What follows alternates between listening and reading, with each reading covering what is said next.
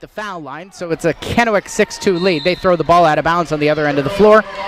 Kennewick turnover with 6:07 left in the first quarter gives the ball back to the Bulldogs. They face full court pressure, and Jaslyn Romero come get the ball, whip it far sideline. Hernandez into the front court. Full head of steam, she'll take it all the way to the 10. Layup off, Thomas rebound back out to Ray. Top of the key, Romero the three, off iron right by a lot. McBee's got the rebound for Kennewick. She'll slow up, and she'll bring it up court. She has all 6 of Kennewick's points. Throws it underneath for Gabers. Tipped onto the sideline. Fiander drives into lane. Bumped by Thomas. No whistle on it. And Romero rips the ball away from Gabers with 5:40 left in the first quarter. Lobbed up court. Stephanie gets it. Nobody was expecting the pass, and so Hermiston keeps the possession, trailing by 4. McBee comes out to pressure Hernandez. Lob it to Romero at the jump circle. Inside to Thomas. Thomas to the right. Muscles her way into the lane. Straight up is what the official says for both, and it's a missed shot. 5:20 left in the first quarter. Up to Gabers. Gabers to the 10. Lay in. No. McBee, the putback stripped away from her out of bounds. Kennewick will have a baseline inbound. The lead for the Lions is 6-2 with 5:15 left in the first quarter. Aislinn Fiander will put the ball in play into the right wing.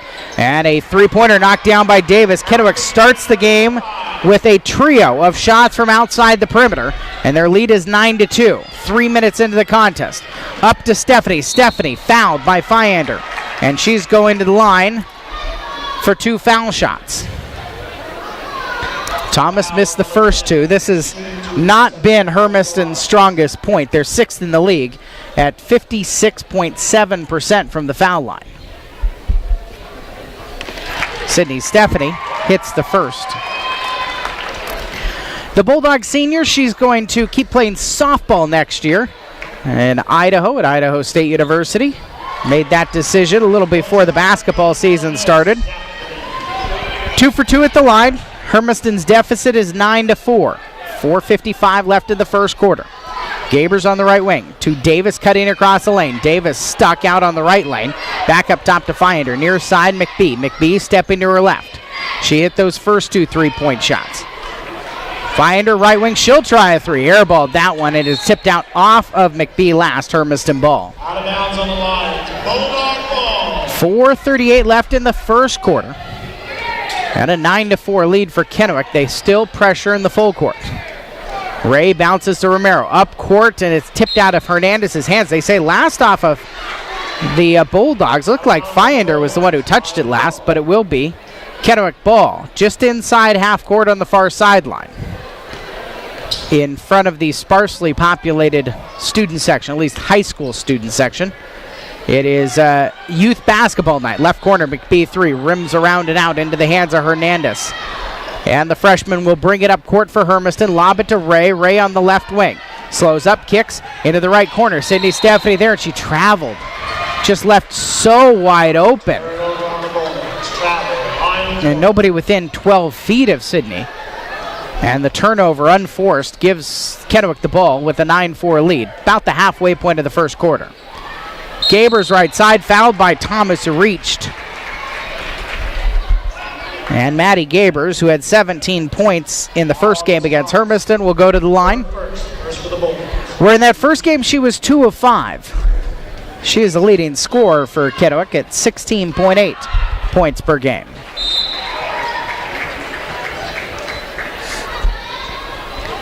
We talked so much about how Jordan Thomas wasn't part of that first contest. Also not part of that first contest is Alexis Stein, the 6'2 freshman post who just came into the game for Kennewick. Gabers misses the second. The lead for Kennewick is 10-4 with 4:55 of the clock in the first quarter. In fact, Darren Santo was telling me before the game, the head coach of the Kennewick Lions, that they just have 4 games from Stein coming into tonight. Ball turned over by Hermiston. And another change for the Lions is Avery Fiander, the sophomore sister of Aislinn, the junior, will come into the game and replace Raylene Davis. Lions by 6. Down inside, there's Stein, turnaround right. Thomas blocks it away. Denies the shot. It's in Ray's hands for Hermiston. Straight down the middle of the floor. Underhand flips to Hernandez. Coming to the top of the key. Leaves it. Long distance three for Romero. Nothing but the bottom of the net from way downtown. And Romero cuts the Kennewick lead to 3. 3:15 left in the first quarter. Band trying to make some noise. They've been misplaced tonight. Finder misses a three-point shot, rebounded by Ray. Ray up court to Hernandez. The freshman point guard pulls it into the front court, slows up, finds Stephanie into the right corner, down inside. Thomas has it there on the block, defended well by Stein. They're letting a lot of contact go down on the block for the post. Throw it underneath, and Romero comes across, steals the ball, but she stepped out of bounds as she was trying to stave it in. Kennewick with a baseline inbound coming. Bulldogs will make two changes. Thomas and Stephanie out. Maddie Bird, the 6'2 senior, Kendall Dowdy, the 5'9 sophomore, come into the game. Right corner, three-pointer for Gabers. She gets it off the back iron to fall in. Gabers has 4. And Kennewick's lead is 13-7. Dowdy takes a long pass. Now she's stuck in the left corner. Back out to Hernandez. 2.5 minutes left in the first quarter. Bulldogs down by 6. Romero, far side to Dowdy. Hermiston a half-court set. Ray up top, right side to Romero. She'll try another three ball. This one around and out. Dowdy's got the offensive rebound. Throws it through the legs of Hernandez, but she keeps it in the front court. Turns and drives, takes it in the lane. Stein knocks her down. Ball knocked out of bounds, and they'll say Hermiston ball. They're letting a lot go in the paint. They are. There's a lot of contact. Hernandez will inbound. Baskets to her left as she looks up into Bird in the left corner. Out to Dowdy. Left corner for Romero. She'll hesitate and drive. Kick it across right side. Ray the three ball. Too hard. Rebound. Pings into the hands of Gabers for Kennewick. Up court to Fiander. Avery Fiander slows up. Leaves it for a trailer. It's her sister Aislinn. Back inside to Stein. Stein against Bird. Stein will go to work against Bird. Drive it in and lay it in. 15-7, the lead for Kennewick. The minute 45 left in the first quarter. Dowdy catches it on a three-quarters court pass. Takes it in the lane. Misses the shot. McBee with the rebound. Down the far sideline. She'll bring it into the front court for Kennewick. McBee kicks it left side and throws it away from Aislinn Fiander out of bounds. 90 seconds left in the first quarter. 15-7 is the Kennewick advantage. And Darren Santo wants to get Maya Thornton, the starter, back into the game. And McBee, this will be McBee that gets a break. Romero to Ray. Full court pressure shown again by Kennewick. Looking to trap. Throw it up court.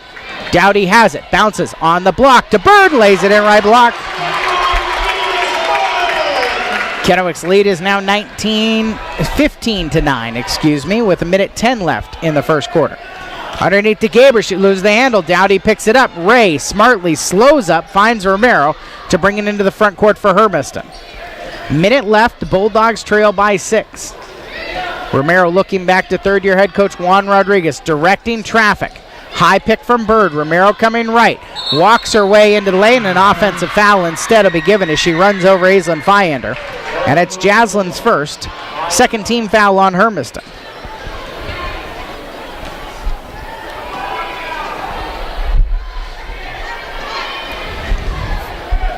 Into the front court, Aislinn Fiander will bring it, give to Stein, and she walked in the paint. See a little bit of freshman there, but we also see a lot of confidence there from Stein. She gets that ball, and she knows that she's going to be able to muscle her way to the basket. Hernandez in the front court for Hermiston, leaves it for a trailing Romero. Skip pass across to Ray. Ray at the perimeter, drives into the paint, comes around right side, wave off the basket. A foul on the way to the hoop, but not called at the hoop. And it's called against Stein, her first. Third team foul. And Jaslyinn Romero with 34.9 seconds remaining in the first quarter get a quick break. As Kayla Young will come into the game for Hermiston. Into Bird, left block finish. She's fouled on the way there. Stein's picked up her second. And Maddie Bird will get a couple of foul shots. Juan Rodriguez talked to us about Maddie Bird, and the first time these teams played without Thomas, she played very big minutes for Hermiston. And against this bigger Kennewick team, would we see more of Maddie tonight? We have seen more of Maddie tonight. McBee will come back in for Stein, who just picked up her second. Bird made the first, and the second goes as well. Kennewick's lead is down to 15-11, final half minute of the first quarter. McBee around to Avery Fiender on the right side. Right corner, quick trigger three for Thornton, nothing but the bottom of the net. Thornton makes it 18-11. Kennewick has made 5 3-pointers in this first period. A steal by McBee on the far sideline on a slow-moving pass trying to get to Dowdy. Gabers filling the lane, stops, turnaround just in front of left elbow, off back iron. Rebound fought for, jump ball given as Hernandez tied up Aislinn Fiender. Hermiston's got the possession arrow. It's a little bit unfortunate, just 1 second left, and this means Kennewick will start the second quarter with the ball. Into Hernandez. Hernandez at half court, hoists the shot, somehow got it off, but that was far more than 1 second. 18-11 after 1 quarter of play here at Hermiston High School. We'll be back in a minute on AM 1360 KOHU.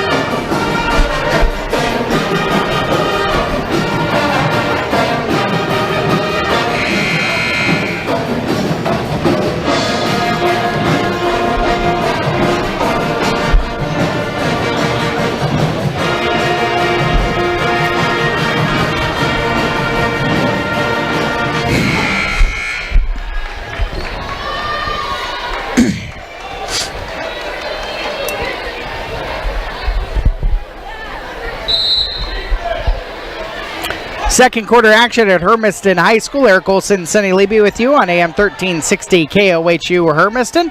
We welcome you as well if you're joining us online at gohermiston.com. And the web stream brought to you by Eastern Oregon Telecom. Kennewick starts with the ball. A little bit of a scramble in their lane. Jordan Thomas blocks an attempt shot by Thornton, and it's knocked out of bounds off of Hermiston last. Thomas, her third block of the game. And we're just seconds into the second quarter. 18-11 is the Kennewick lead. They hit 5 3-point shots in that first period. Cutting to the 10 and right down the middle of the floor. Fiender misses a shot, rebounded by Jordan Thomas. In fact, all but one of the field goals came from outside the 3-point line for Kennewick. Jaslyn Romero, Sydney Stephanie, Jordan Thomas, who takes it in the paint, takes it along the right side and lays it over the top of Gabers.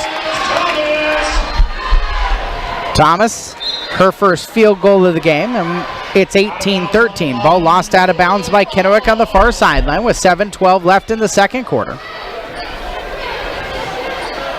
And they started their first possession of the second quarter with a renewed effort to get it in to Jordan Thomas. Gabers trying to front Thomas right now. Throw it underneath the basket. Stephanie whips it across and tips out off of Thornton into the band, which has moved from the east end to the west end of the gymnasium tonight because all of the AAU youth basketball players are where the band normally populates the gym. Kaylee Young in the right corner. And around the perimeter they go. Stephanie inside to Thomas. Thomas, triple team comes. Back out to Young. Young puts it on the floor, and Romero can reset. 1 on the shot clock. Romero hoists it. Off iron. Rebound pinged out to Young, and Hermiston gets a new possession. Stephanie was running away to go set up, and Romero threw it to her, and it comes out of bounds.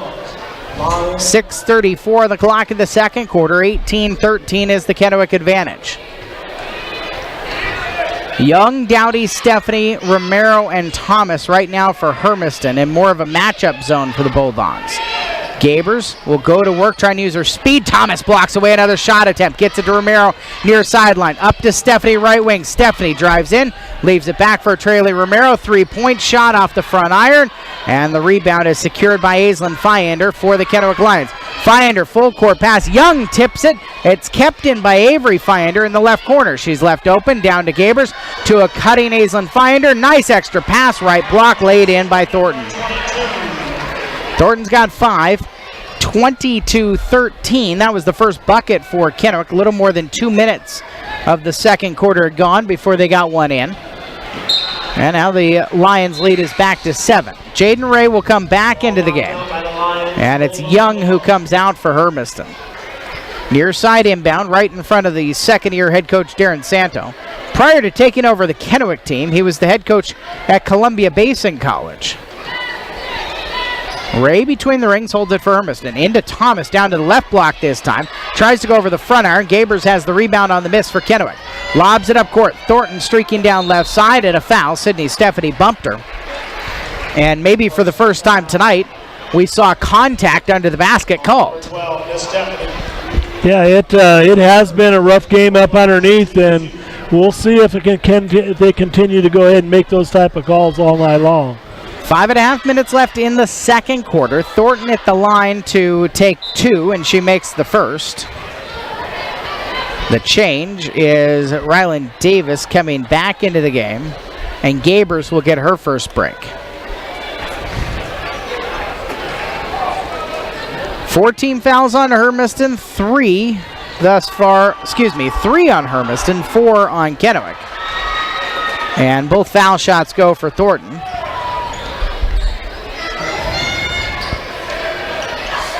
The lead is 22-13. Romero into the right corner for Sydney Stephanie. Skip pass across to Dowdy left side. Dowdy, one bounce into Thomas, back out to Ray. Ray hesitates, drives, finds an open lane to the lane and lays it in. So much attention right now is being given to Jordan Thomas that there are open lanes and open shots. Hermiston's going to have to hit him. 3 minutes gone in the second quarter. The Bulldogs' deficit is 7. Avery Finder is tipped out of her hands by Kendall Dowdy, who's got the steal, slows up and throws it far sideline for Romero. Romero will drive for Hermiston, draws contact, and a foul called on the floor as Ryland Davis could do nothing but bump Romero and commit the foul. That's the 5th on Kennewick.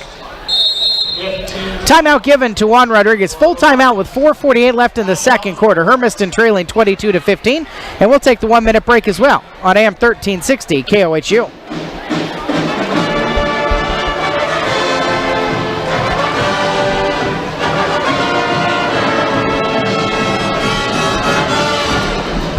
Hey guys, you can't be over right here. I got the court thing. You gotta go that way.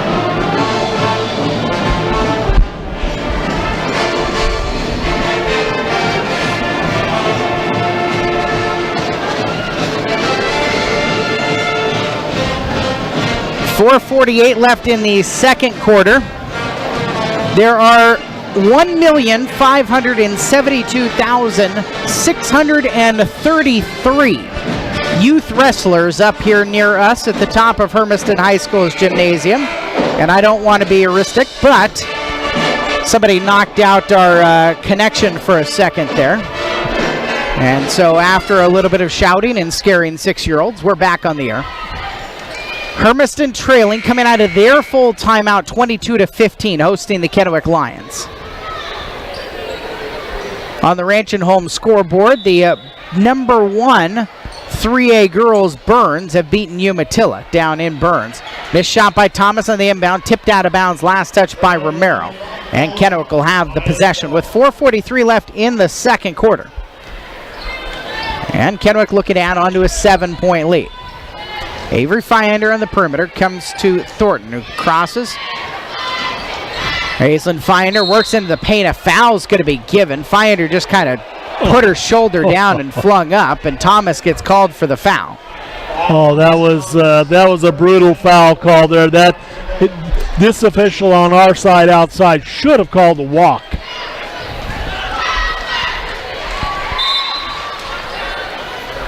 Well, and again, not to be heuristic, but Jordan's in a position where she's got somebody who's a foot shorter and her driving against her. There's no reason to reach like she did. And she did create the contact. It was just a terrible drive. Should have been no call either way. Dowdy's got it coming the other direction and fouled. And Melee McBee picks up her second. 6-team foul. We're just shooting foul shots on either side of the floor right now. 16 foul for the Lions, shooting 2. Dowdy scoreless. Did not score in the game at Kennewick either. Back on December 8th.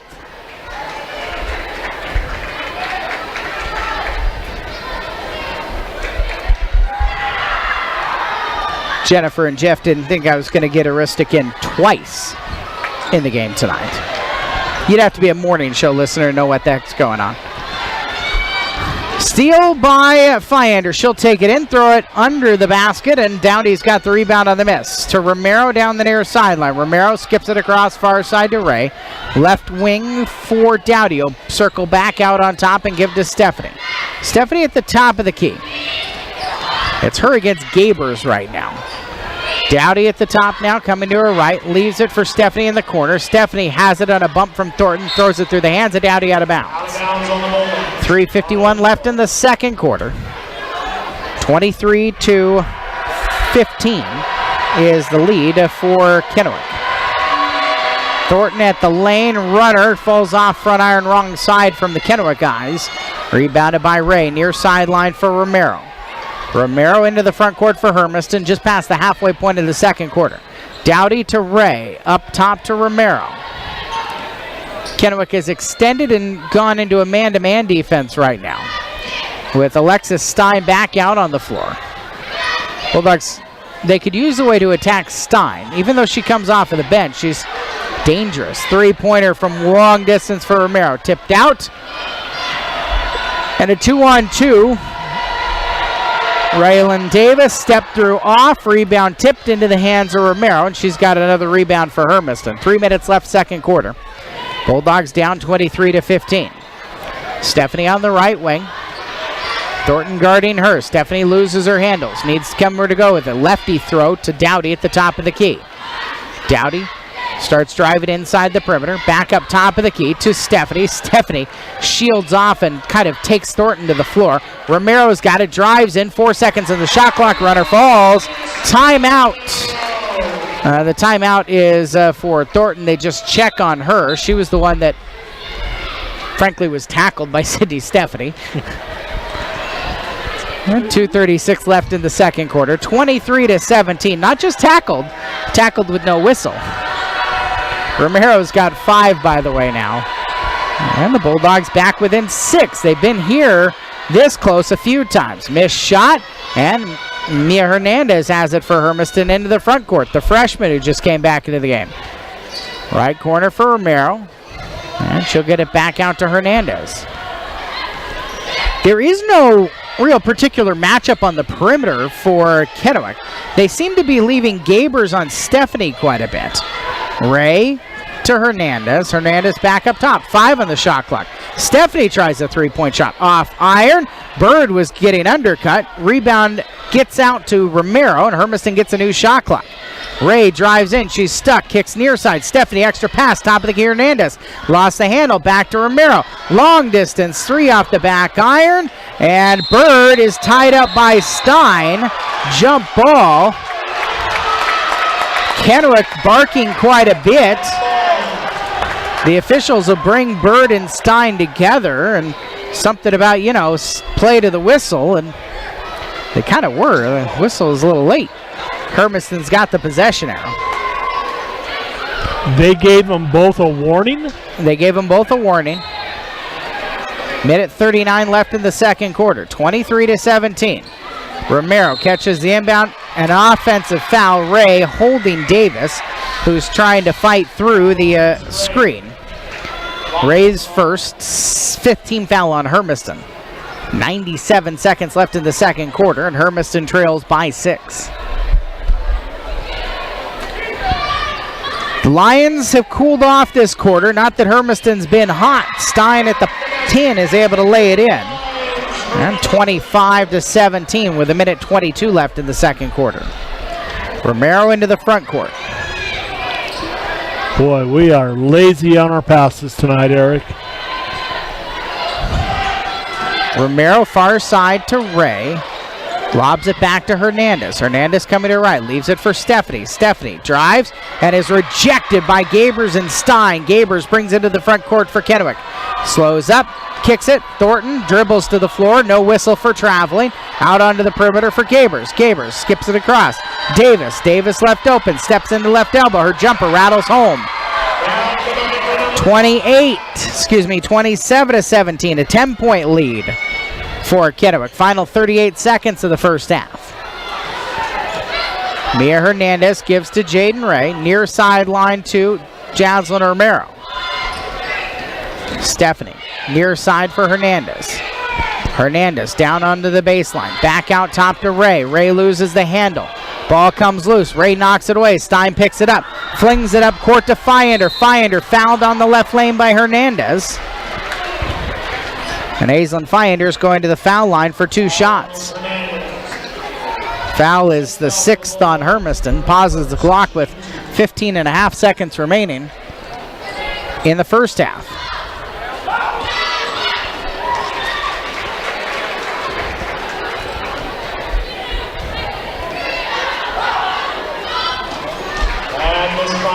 Foul shots go, 29-17. 6-point run here in the last minute. Bird just got away with their own moving screen.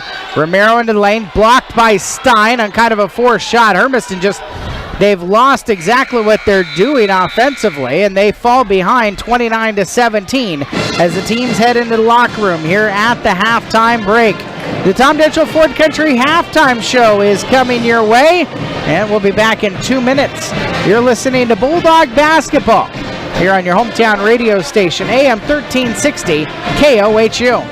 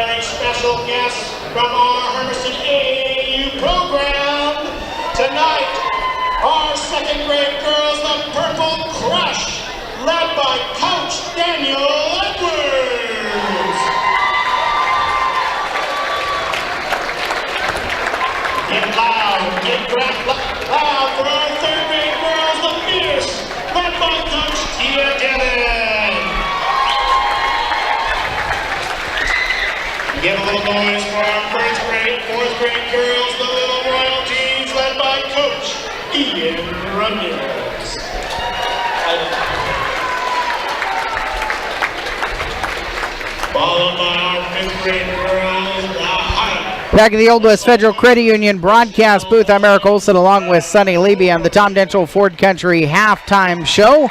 We're watching the parade of little basketball players. There are some older basketball players now. AAU programs, the Hermiston Basketball Club being honored here during the halftime pause, where Hermiston's girls are trailing 29-17. And Sonny, in those last 3-4 minutes, it was as if the Hermiston girls had just met and they were trying to figure out exactly what they were doing offensively. They looked like they were, panicking, Eric. They really did. I mean, when they were looking to find out what they needed to do, it put them almost into a panic mode, and it really did look like that team, this Hermiston team, was panicking in the very last portion of the first half there. The one thing Kennewick is doing, maybe more, I don't know what the word is, strongly than anybody else Hermiston's played this year, is they're in a man-to-man defense, and they are incredibly aggressive of getting out into passing lanes. They're not particularly worried right now about getting beat back door because they figure that they've got help on the inside if they do get beat. So they're getting into these passing lanes, and you had mentioned the passing not being very good tonight. I think it's a dual thing. I don't think they're passing the ball very well, but I think the other thing is Kennewick's already into a passing lane, so that's why they're getting hands on so many balls. Yeah, you're exactly right. You know, when Kennewick's defense is rotating so quickly as they are, and they're almost to a point where you'd like to say, you hate to say it that way, that they're cheating a little bit on the pass because they're anticipating, but that's what you want out of your basketball team. That's what makes that jump, that jump help so effective, is the fact that you could go ahead and get right in their face or get that extra arm length into the passing lane. There's many philosophies about defense. It would be terrible of me to simplify it to just two, but I'm going to right now. There's the teams that allow you to catch on the perimeter. They stag off of you. They will let you shoot from the outside, don't want to get beat inside. And there's teams like Kennewick, the way they're playing right now is we're going to get out into passing lanes. It's kind of very old Lorenzo Romar, University of Washington basketball. We're going to deny. We're going to take risks, and right now the risks are working for Kennewick, and that's why they've got the lead. 29-17 here at the halftime break. They're taking a very large picture. I suppose the picture size won't be that big, but the number of people in it will be very big, as the girls basketball teams from Hermiston's AAU program out on the floor. And the Hermiston boys just could not wait to shoot some layups from under the basket, so they jump out there as some of the youth programs still clear it off of the floor. The boys, they've got a pretty big game coming up later on in our coverage tonight against Kennewick. We'll talk a little bit more about that and get you first half statistics when we come back on the Tom Denchel Ford Country Halftime Show after this 2-minute break. You're listening to Bulldog Basketball, your home of Bulldog Athletics for 48 seasons. AM 1360 KOHU.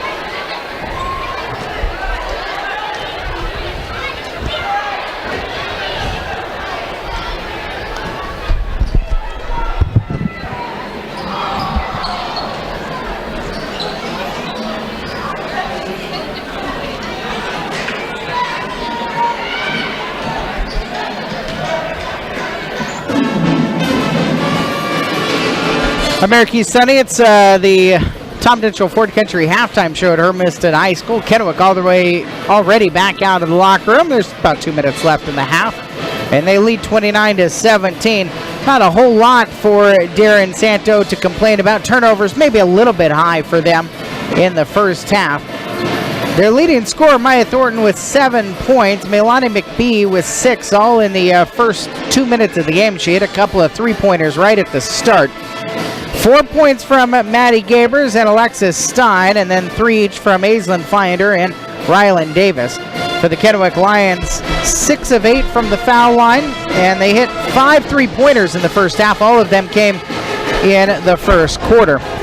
Hermiston's leading scorer, Jaslyn Romero with 5, 4 each from Jaden Ray and Maddie Bird, 2 each from Sydney Stephanie and Jordan Thomas. Hermiston 4 of 8 from the foul line, and just 1 3-point shot made. Jordan Thomas, the third leading scorer in this conference at just over 15 points per game, held the 2 in the first half after having 18 on Tuesday in the win over Walla Walla. It's not the only thing Hermiston needs in the second half, but they need some Jordan Thomas. Other numbers, Sonny, that stand out to you?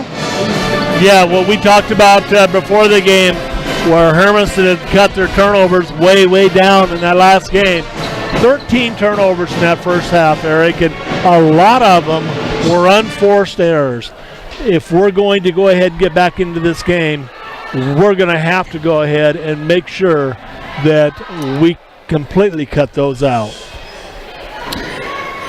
Rylan Davis, Aislinn Finder, Melanie McBee, Maddie Gabers, and Maya Thornton, the 5 of the floor for Kennewick. The road uniforms for the Lions, a black uniform, Kennewick across the front in white numerals and lettering trimmed in orange.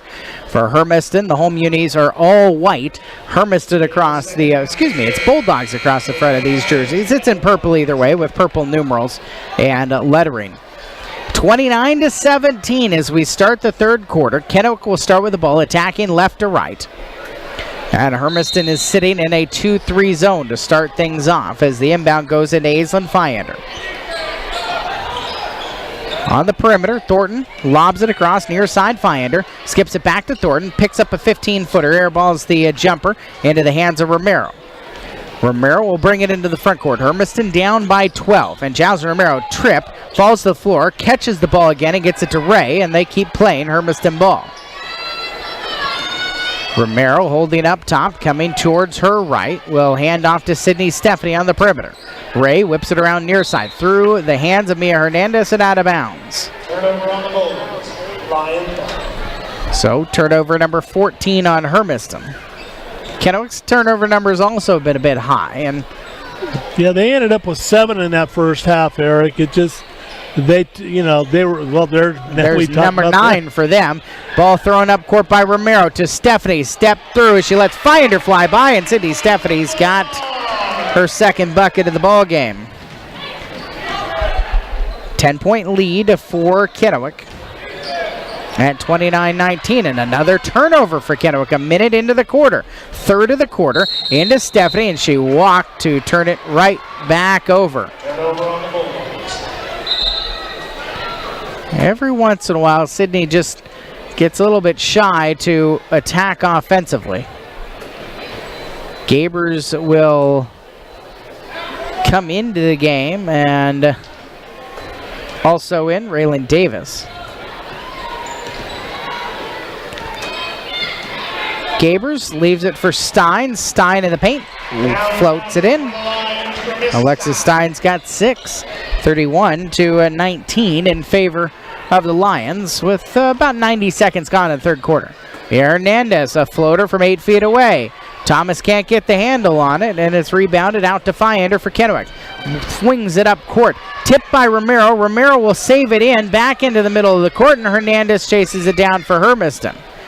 Kennewick saw the turnover, and so nobody was back except for Gabers, who was the intended receiver of the pass.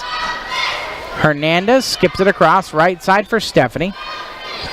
Ray's pass inside, stolen by Aislinn Finder. Timed her jump right. 2 minutes into the third quarter. 31-19, left corner 3-ball. McBee knocks it down. McBee's got 9. Her third triple of the game. She's now the leading scorer in this contest. And Kennewick's lead is 34-19. Thomas kicks it back out on the perimeter. Ray sees space. She'll attack Stein left side. Stein gets the block, and then Ray ties up Stein. The jump ball possession is Hermiston's. Under the basket with 5:40 left in the third quarter. 34-19, the Kennewick lead. Hermiston ball. Buzzer went, but no changes. Into Romero. Romero, long distance three. Off iron right. Thomas tipped the pass. Got around Stein, who was blocking her out, but Thomas tips it out of bounds.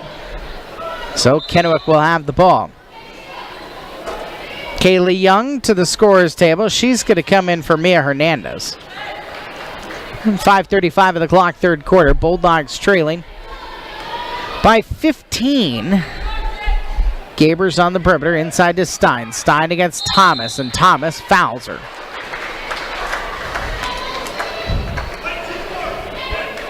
Jordan commits her third. First foul on either team in the second half. Now with 5:27 left in the third quarter. Paige Polzinski, the 5'9 sophomore, is going to come to the scorer's table.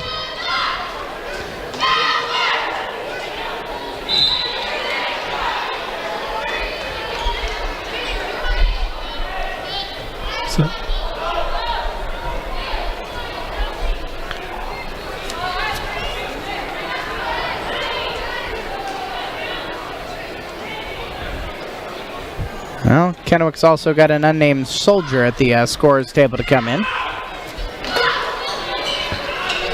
Foul shots went begging. And so the scoreline says 34-19. 5:22 on the clock in the third quarter. Romero drives and leaves it for Stephanie in the right corner. Back up top, Young whips it near side for Ray. McBee tried to step in front of that pass, was just a titch late.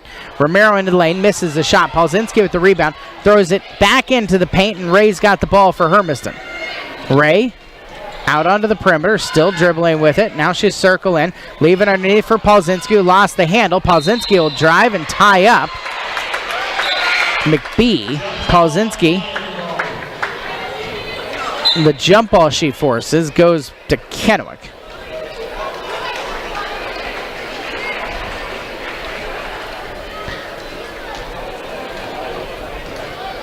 And the unnamed player comes in. I'm sure she has a name. But for us, she'll be the player with no name. On the right side, McBee. McBee tries to tee up a three-pointer over the top of Ray. Misses the shot. Tip to Thornton. She's fouled on the putback. Check that. This is Gabers. And Gabers earns 2 foul shots. The foul on Jaslyn Romero. That's her second team foul on Hermiston with 4:38 left in the third quarter. It's an awkward pacing to the first half of this period.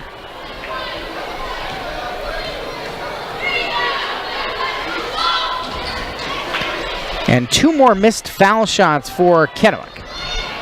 And then another turnover for Hermiston as Ray tied up at half court by Finder. Actually, this one won't be a turnover because it's a jump ball that stays with Hermiston with 4:33 left in the third. Well, we are just going through the motions right now. That's it. Stephanie right side for Young, circling to her left. Young picks up her dribble, back out to Stephanie. Tries the three-point shot. Nothing but the bottom of the net. Why not? Somebody's going to have to put them up. Sydney Stephanie makes it 34-22 with 4:15 left in the third quarter. Under the basket, McBee drives right around the defender to the 10. And McBee's got 11 to lead all scores, 36-22. Kennewick's advantage halfway through the third quarter. Ray backdoor pass to Young. Young under the basket for Polzinski. Polzinski is fouled and earns a trip to the line. Foul on number 10 for the Lions. The foul goes against Aizen Finder. It's her first and the first on Kennewick in the second half. Polzinski was in that starting lineup on December 8th at Kennewick. Had 6 points, including 2 for 2 from the foul line. She's good on the first here. The Hermiston coaches have put Paige with a lot more JV minutes here in the last couple of weeks, pretty much the last month. incredible motor, lots of jump balls. Third one she's forced after she missed the foul shot. Great rebounder. Sometimes, though, that always being in fifth gear means that when she gets under the basket, it leads to some fumbles and stumbles as far as offense goes. Into Stein. Stein steps around Ray, and an easy lay-in for her right at the basket. Stein's got 8. And it's 38-23. Young, near sideline, has the ball poked away from her. 3:35 left in the third quarter, 38-23. Romero, jab steps against Davis. Now she'll put it on the floor. Polsinski came up to set a high pick. Romero dribbled around her back and away, and an offensive foul. And Polsinski just kept sliding with the defender and committed the offensive harm. Third team foul on Hermiston with 3:23 left in the third quarter. 38-23, Kennewick, number 3 right now in the MCC. Keeps pulling away because Hermiston's offense can't find any points. But Kennewick's making tons of mistakes. A foul at the foul line. But before a shot went up for Jaden Ray. Second on Kennewick. Foul on number 10 for the line. And it's Finders picked up her third. And so to the scorer's table will come Maya Thornton, who comes back into the game. And now back to the scorer's table to officially check in. Got to walk all the way to the middle of the scorer's table. Polsinski out to Dowdy. Dowdy given some space. Kicks back into the left corner for Romero. Rifles it across to Ray. Ray back to Romero up top. Jaslyn will put it on the floor going right side. Floater from 8 over the rim off the bottom of the backboard. McBee's got it for Kennewick. Lions trying to add on to a 15-point lead with 2:50 left in the third quarter. Thornton. And up top to Davis, down inside to Stein. Poked away by Dowdy. Romero's gotten fouled in the backcourt. The foul called against the girl with no name. Foul on 21 on the Lions.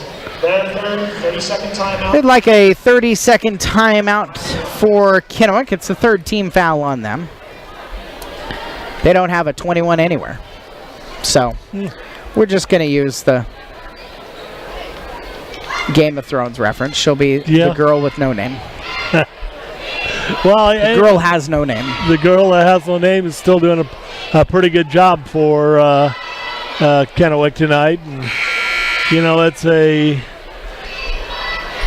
kind of 2 games in a row, Eric, where it looks like we're going into that mode where we have a lot of deer in the headlight looks out there for somebody else that wants to take a shot.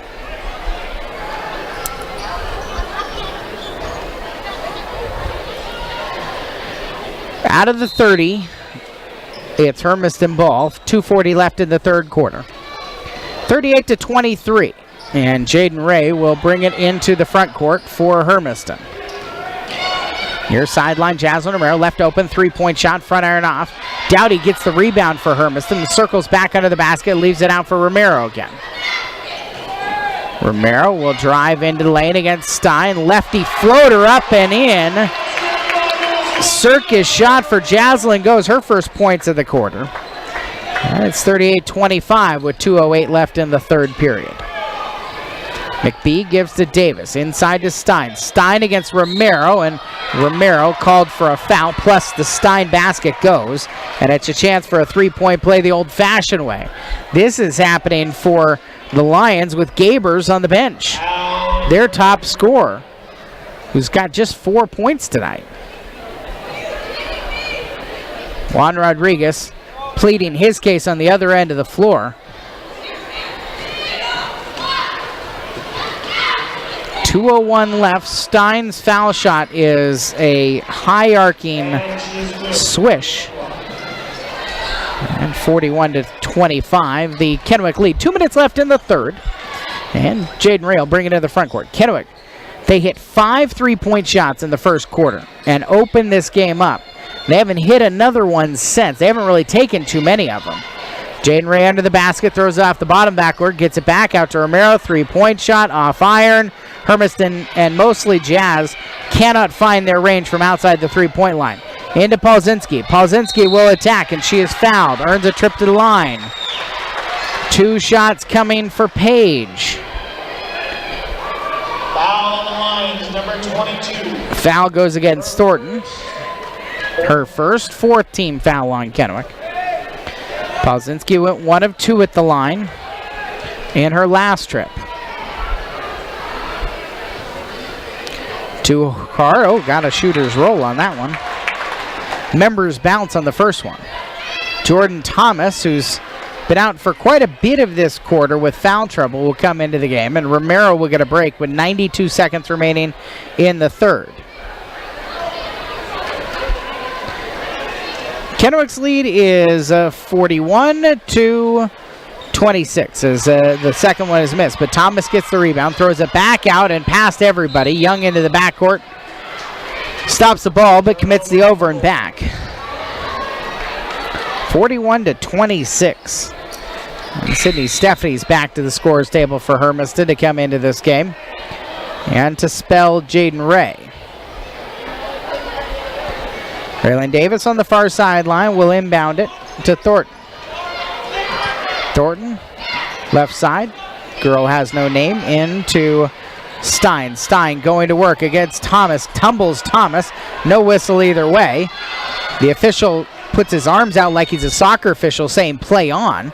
Right corner for Young. She'll try a 3-ball. Blocked. And then tipped out of bounds. Last touch by Hermiston. With 1:05 left in the third quarter.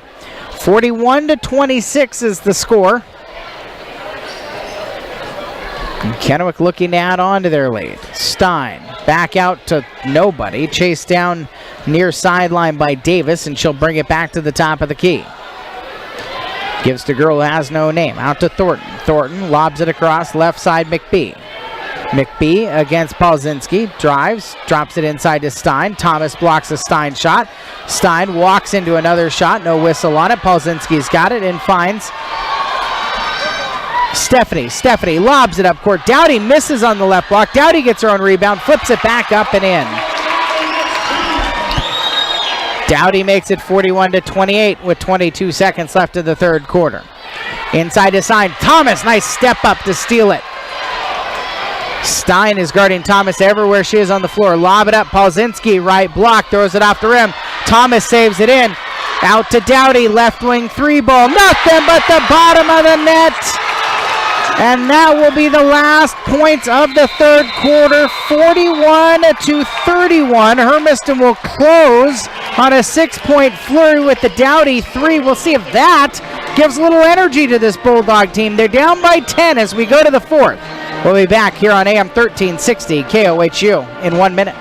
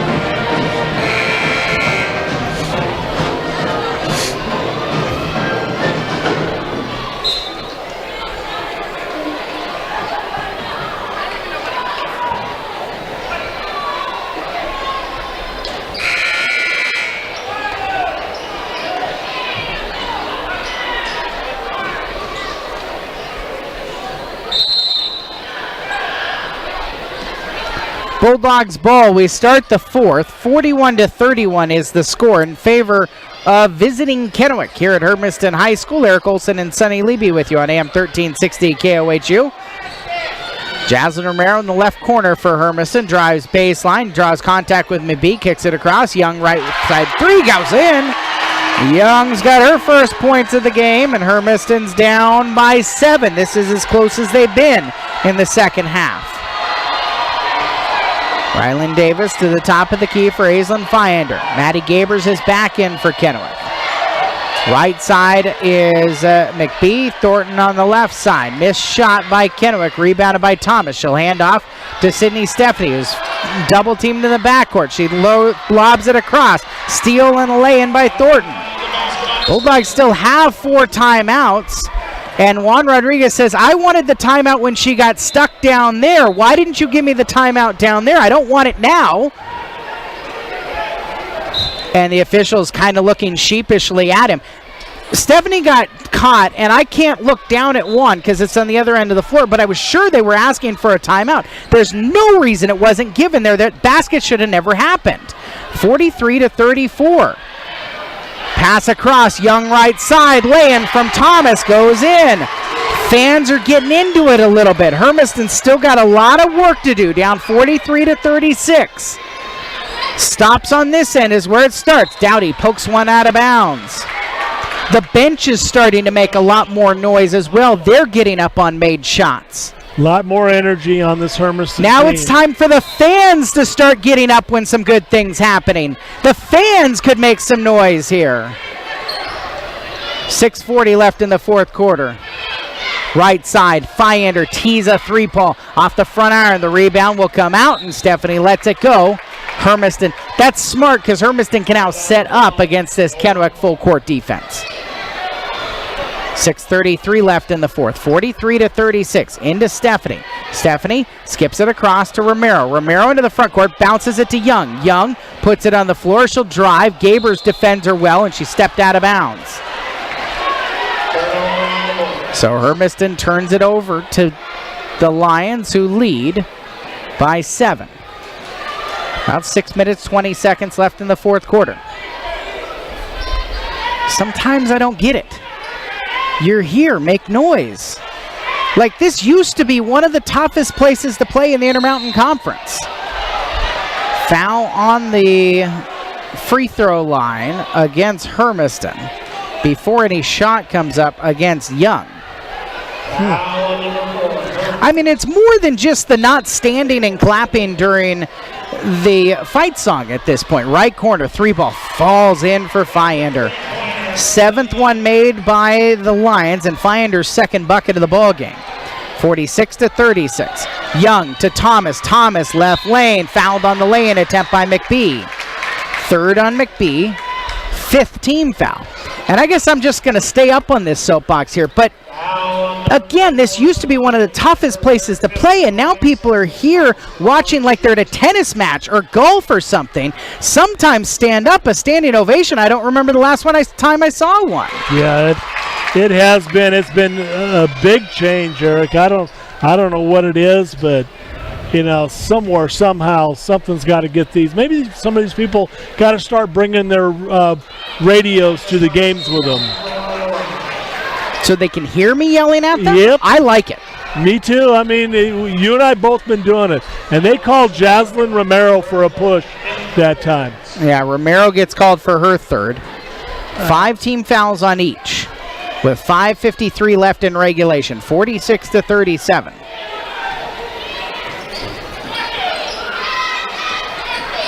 Left wing for Thornton. Thornton circling to her right into the paint. Got away with a double dribble. Dowdy steals it away from her anyways. Dowdy stuck in the backcourt, bounces to Sydney Stephanie. Stephanie against Davis, brings it into the front court. Rifles near side for Dowdy. Dowdy inside to Thomas. Nice catch, flips it up and in with the right hand. Jordan Thomas doesn't have a ton on the scoreboard tonight. Now up to 9, but that was an acrobatic catch on a really hard pass. 5:18 left in the fourth quarter, 46-39. Blocked by Romero, and then a foul called well after the shot, well after everything.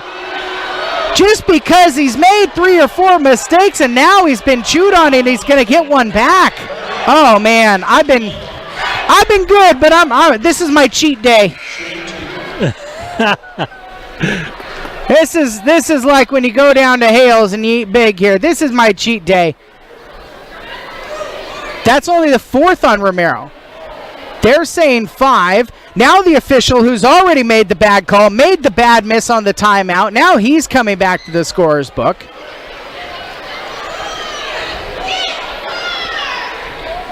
It's Romero's 4th. Says 4 on the scoreboard. Says 4 everywhere. Alexis Stein is at the scores table. She wants to check into the game. Romero is not fouled out of this game. That's her 4th. Eric, I had her at 5. I had her at number 4 down here, and they did not have it right on the board. Correction on the scoreboard. That is So Jaslyn Romero fouls out of the game. And now Juan Rodriguez is at his scorer's table. And he's fuming furious. 5:12 left. There's still a lot of basketball left, but Hermiston's going to do it without Jaslyn Romero. Thornton misses the foul shot. She's got 9 for Kennewick. And one more foul shot coming. That one does go in. 5:12 left in the fourth quarter, 47-39. Lob it up into the left corner for Jaden Ray. Ray is there, tries to throw it inside, and a foul is going to be called. No, a timeout is going to be given. A full timeout for Hermiston with 5:04 left in the fourth quarter. 47-39 is the score line. We'll take 60 here on AM 1360 KOHU.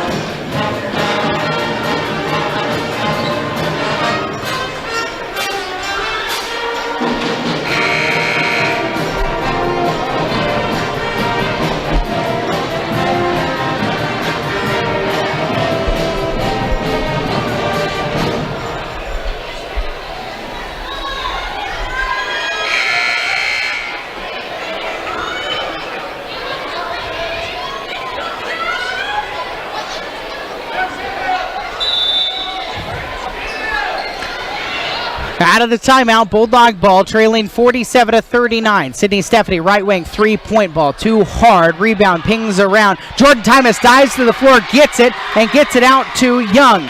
Young to Stephanie. Stephanie picks up her dribble, needs somebody to come get it from her, rifles it to Ray on the right side in front of the students. Ray gets around McBee and is blocked from behind allegedly.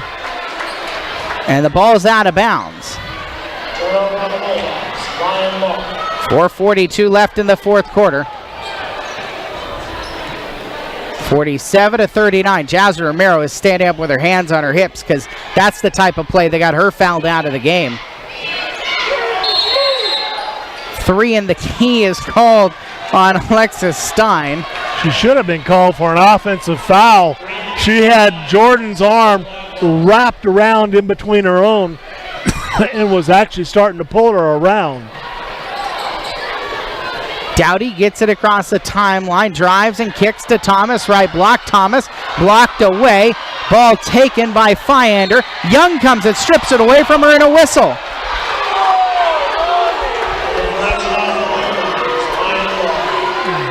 It'll be 1-1 on the other end of the floor. Juan Rodriguez is probably going to get a tee here.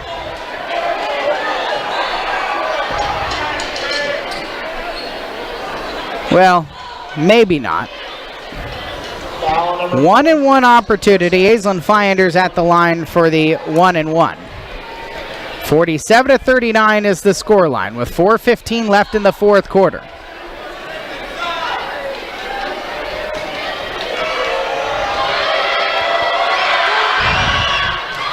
Foul shot goes and one more coming for Fyander. I wouldn't have blamed him, by the way, if he got one. No, it's just, I mean, the reality is, though, this is a bad time for you. You can't get one right now because they can't get the ball in the possession. 49-39, 10-point lead with 4:12 left in the fourth quarter. Ray double team, gets it to Dowdy. Dowdy across to Stephanie. Stephanie into Thomas. Thomas right side for Young. Back out, and it's Stephanie. Puts it on the floor, drives to the paint. Righty scoop is off. Thomas gets the rebound, bumped away from her. Thomas dives to the floor for it and called for a travel. 3:56 left in regulation. 10-point Kennewick lead. If you're looking at this through their perspective, they're probably about a basket and a stop at a basket away from winning this thing. It would just be so hard to come back from 14 or 15 down.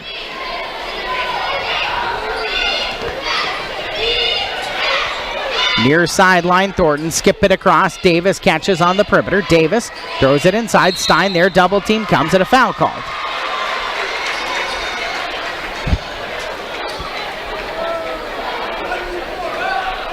And the foul's called on Thomas. If anything, that was on Dowdy. That should have been on Dowdy. 3:34 left. Stein hits the first. I mean, if anything, it should have been nothing, because it's the same thing that happened on the other end of the floor. Stein hits them both. And a timeout is given to Juan Rodriguez with 3:34 left in the fourth quarter. Kennewick's lead is 51-39. Full timeout. And we'll keep it here. Let's talk about what's coming up next. The Hermiston boys come into the game 9-3, 5-3 in the conference. Kennewick 7-5 and 3-5. Right now, Richland and Chiawana are on top of the conference. They're the top two teams, and they're also 4A teams. Kamiakin and Hermiston are each 5-3, but Kamiakin's got win number 1. So you're going to hear from Casey Arstein probably in the next 20 minutes or so. Consider them ahead right now in the conference standings. But Kennewick's that other 3A team, and so when you break down differences, 1 is where you want to be because you get a home game and a bye. Right. 2 means a home game. 3 means a trip to Spokane, and they're extra wins away from getting to Spokane for the district tournament. Hermiston's boys did win at Kennewick to open up their Mid-Columbia Conference account back on December 8th. Kennewick girls have a 51-39 lead with 3:34 left in the fourth quarter. Sydney Stephanie lobs it too high through Young's hands, out of bounds. Out of bounds on the Bulldogs. Bulldogs are going to have to switch into man-to-man and really try to increase their pressure. Hazelin Fyander between the rings. Near sideline to Thornton. Pass it across, and another steal for Jordan Thomas. Thomas leaves it for Sydney Stephanie. Stephanie into the front court. Leaves it for Dowdy. Dowdy on the left wing. Had an open shot. Thomas back out. Stephanie tries a three-pointer. Front iron off. Picked up by Fyander. Fyander into the front court with a full head of steam. She's going to drive and attack. Slows up. Tries to draw contact. No call. Ball comes out of bounds off of Fyander last. Jaden Ray will help Aislinn Fyander back up. 3 minutes left. Hermiston down 51-39 still. Thomas at the top of the key. Stephanie, skip pass near side for Ray. Ray works into the paint. Righty shot off iron. Ray battling for the rebound. Fyander steals it. She's had a good night rebounding the ball, it seems like. Fyander lobs near side to Davis. Davis against Dowdy. Picked up her dribble. Bounces back top of the key. Thornton skips far side. Fyander into the freshman, and then a foul. Jordan Thomas commits it. She was falling and accidentally grabbed Stein, and so Thomas will foul out of this game. Foul is Thomas. That's her 5th foul. 10th for the Bulldogs. So Thomas and Romero have each fouled out with 2:24 left in the fourth quarter. And Alexis Stein, who's only in her 4th game of the season, during summer ball injured her ankle and never just quite got right. And so she missed so much of the start of the season. Didn't come back until that weekend, the December 20th, 21st, right before Christmas. 1 of 2 trip for her. Gives her 14. Ray on the other end can't make the layup. rebounded by McBee. Hermiston backing off with 2:08 left. Kennewick up 52-39. Like I said, we've kind of got to the point where this comeback seems really difficult. Then again, maybe if you start giving us a little Bill Walton, I start giving us a little Dave Pash, Hermiston can come back like UCLA did last night against Oregon in Eugene. From an Oregon fan perspective, that was a ridiculous loss. Bulldogs do get the ball on a turnover by Kennewick. 1:43 left in the fourth quarter. So, Sonny, what rock and roll do you want to talk about? Into Stephanie. Stephanie step through, misses the shot. Feyenders on the defense, gets the rebound as well. And then Sydney Stephanie will commit a foul in the backcourt. She had a few to go. It's just her second. And Feyender will be at the line. Shooting 2 as Hermiston's in the double bonus.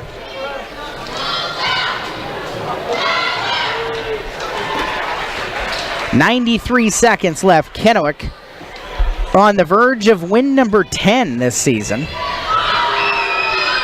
And Darren Santos' team will stay in the top half of the league at 7-2. Dowdy in the left corner. Back up to Stephanie. Stephanie will put it on the floor. Stephanie will take it in. Righty scoop off. Maddie Bird's got the rebound and it's stolen away. She tried to pass it out to Ray. McBee will jog it into the front court. 54-39.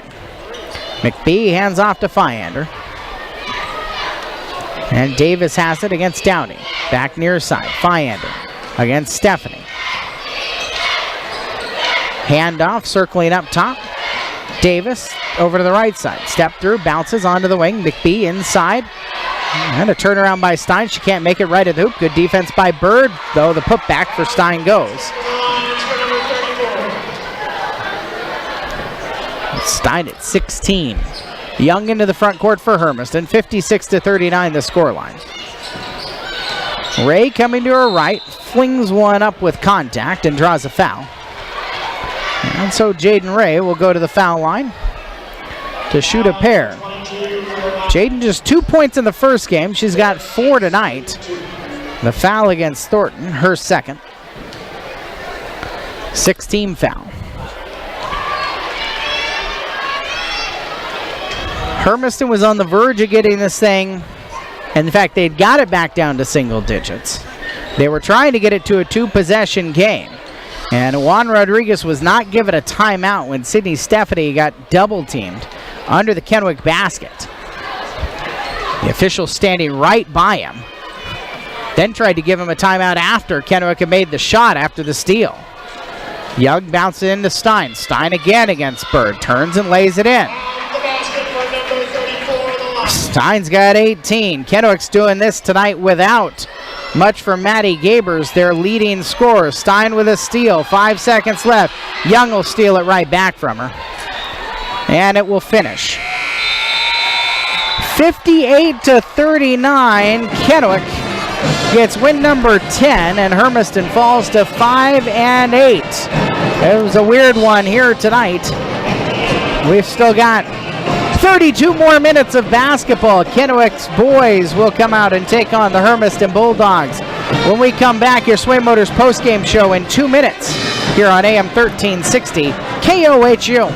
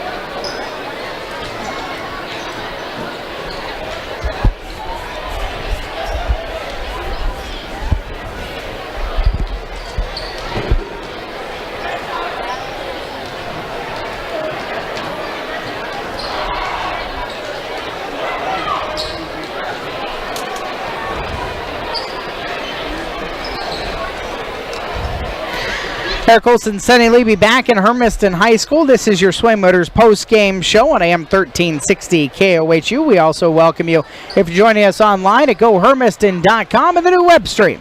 That's powered by Eastern Oregon Telecom Internet at the speed of life. 58-39, Hermiston had some flashes tonight, but for the most part just kind of looked a little bit discombobulated. Defensively, they did force Kennewick into a lot of miscues. They just weren't able to capitalize on the other end of the floor. Yeah, they forced 20 turnovers tonight for Kennewick, but as you said, they just could not capitalize on on a whole lot of different things that were happening, especially the shots that would not go for Hermiston. There was a little flurry there at the start of the fourth quarter where Hermiston was able to start hitting some shots, and it was Kayla Young who actually hit a few of them to get things started. They got a couple of good looks for Jordan Thomas and got it back to within single digits, down as many as 7. Then the weird exchange where, frankly, Juan Rodriguez should have been given a timeout, and Hermiston should have had a turnover that led to a turnover and a bucket. And I mean, that little exchange there doesn't seem like a big thing, but instead of 7, it's down to 9. But it's 7 with possession instead of 9 with possession. And you just have to be cognizant of when somebody gets trapped, especially when the team has a lot of timeouts remaining, and you're the one closest to the coach, you got to be listening for that. And it's not like Juan's a quiet guy, so it was a little bit surprising that that transpired the way it does. Doesn't say that Hermiston is coming back in this game. They still had quite a ways to claw their way back in because they needed 3 buckets and they needed 3 stops just to get back into it.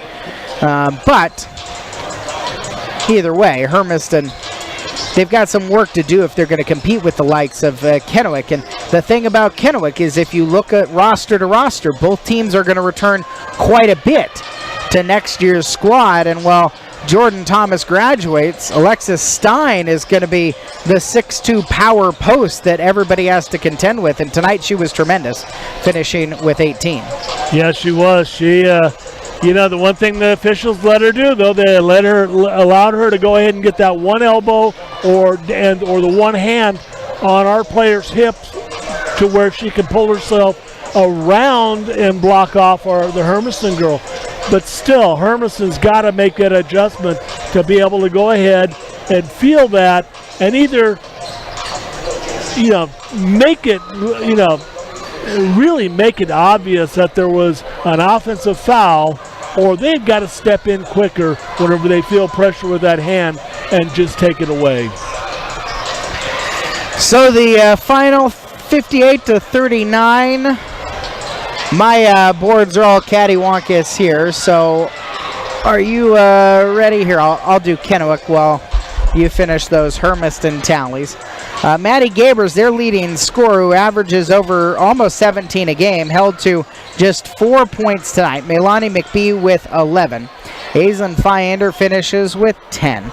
Alexis Stein, as I said, got to 18 points to lead all scorers tonight. Rylan Davis with 5, and Maya Thornton 7 points in the first half. She ends up with 10 tonight. On the Hermiston side of things, leading scorer Jaslyn Romero and Sydney Stephanie each have 7. Jordan Thomas, Kendall Dowdy, Kayla Young each have 5. 4 from Jaden Ray and Maddie Bird. 2 from Paige Polzinski. For the Bulldogs, 7 of 15 from the foul line tonight. They hit 4 3-point shots in the losing effort. Now that I've given you back your paperwork, any numbers that stand out to you tonight? The thing that we talked about early tonight in the game, the turnovers, Hermiston ended up 27 turnovers in the game, Eric. And Kennewick did not play. I mean, in the first half, they played much better defense in the first half than they did in the second half. We ended up with one more turnover, 14 turnovers in that second half. That's not going to win you any games. It's going to lose you a whole lot of them, as was very evident tonight. As far as Kennewick, Hermiston did, force them into 10 turnovers in the second half, which brought them up to 20 for the game. Actually 13 in the second half, brought them up to 20 in the game. And a bunch of them, 7 of them in the fourth period, where they started forcing Kennewick out of a little bit of, comfort zone. The Lions do stay in the top of the MCC. They were 3 coming into the night. They're now 7-2 in the conference, 10-3 overall. Hermiston falls to 5-8 and a 3-6. The boys' game is coming our way next. We'll take a 2-minute break. When we come back, Hermiston boys head coach Casey Arstein kicks off our Sway Motors pregame show in 2 minutes on AM 1360 KOHU.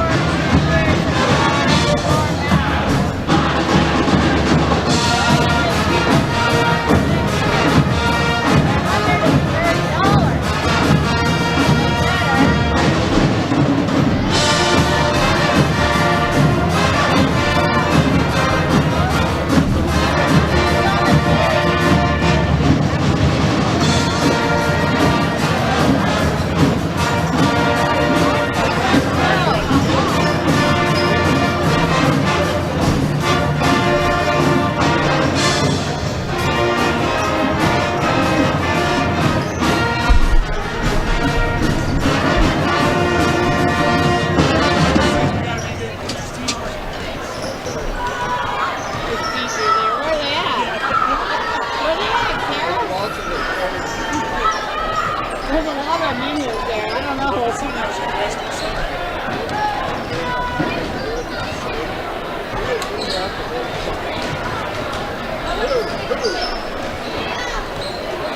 did that. Wade did it.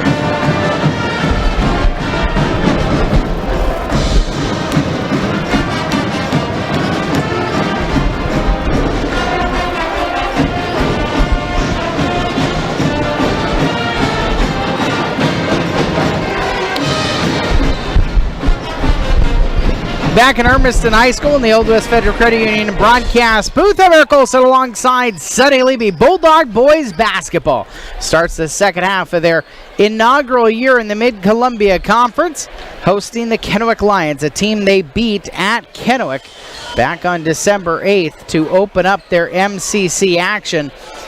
Sonny kind of teed up the same way at the start of the girls' game as we do here. Same jerseys, but these teams are also a month and about a half older and more experienced than when they were the first time. Yeah, and Kennewick's been playing pretty well. You know, the first game around, Benavides is the one that really stung us in the game that kept Kennewick in the game. And we had very good games out of Ortiz, Andreessen, and Adrian Mendez. Let's see if they've learned, excuse me, from game one on how to take the baseline away from Mendez. Because that's where he got almost all of his points were from down on the baseline. He was either fouled, hit some free throws, or he got the easy bucket down below. Well, and in that first game, Cesar Ortiz had 20. Mendez had 16. Ryan Andreessen added 14. And then Cole Smith added 8 off of the bench. And we'll take a look right now at the injury report that is brought to you by Mirasol Family Health Center. Cole Smith's not going to be 100%, but he is back in his uniform and is available tonight after the ankle injuries held him out of the last 3 games. So Cole Smith is back, and Jordan Ramirez has a mask on his face, a suspected broken nose in the game against Walla Walla when Hermiston won on a Tuesday night. So that's how Hermiston looks. But as Casey Arstein told you, they got all 12, so this is as close to 100% as they're probably going to be at any point in the season as they host the Kennewick Lions. So let's take our final break here on the Sway Motors pregame show. We'll come back in 2 minutes with your starting lineups and tip-off from Hermiston High School on AM 1360 KOHU. The Kennewick Lions against your Hermiston Bulldogs.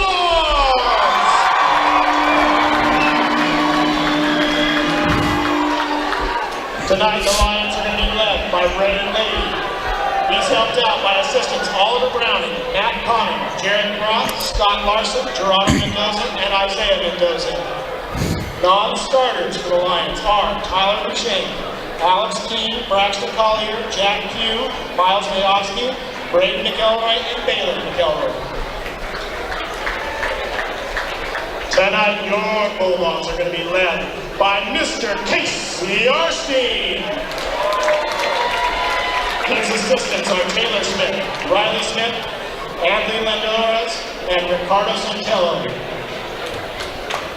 The non-starters for the Bulldogs are Mr. A.J. Reynolds, Chase Elliott, Cody Thacker, Cole Smith, Blake Davis, Sergio Madrigal, Trent Pittman.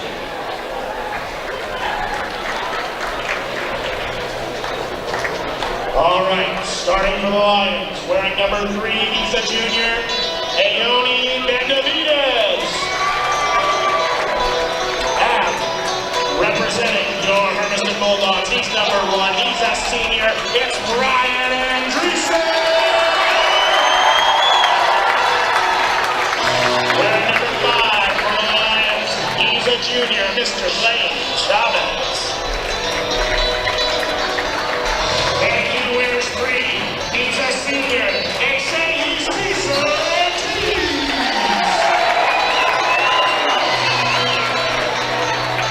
Wearing 11, he's a senior, Mr. Kobe Simmons-Dumo for the Lions.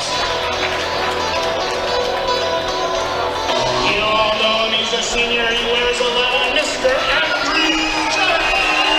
Starting lineups are brought to you by Rick's Car Wash for the Kennewick Lions. A 6'2 junior Aoni Benavides, a 6'2 junior Blaine Chavez, a 6'1 senior Kobe Simmons-Dumo, a 6'1 senior Tyler Pearson, and a 6'4 junior in Jagger Childs. For Braden Leidy, the head coach at Kennewick, he is assisted by Oliver Browning, Matt Connor, Jared Groff, Scott Larson, Gerardo Mendoza, Isaiah Mendoza. The trainer is Julia Johnson, the superintendent Dave Bond, principal Ron King, and the athletic director is Anna Harris for a Kennewick team that is 7-6 and 3-5 in the Mid-Columbia Conference, averaging 59.5 points per game, giving up 62.1 points per game. For the Hermiston Bulldogs, no changes for them.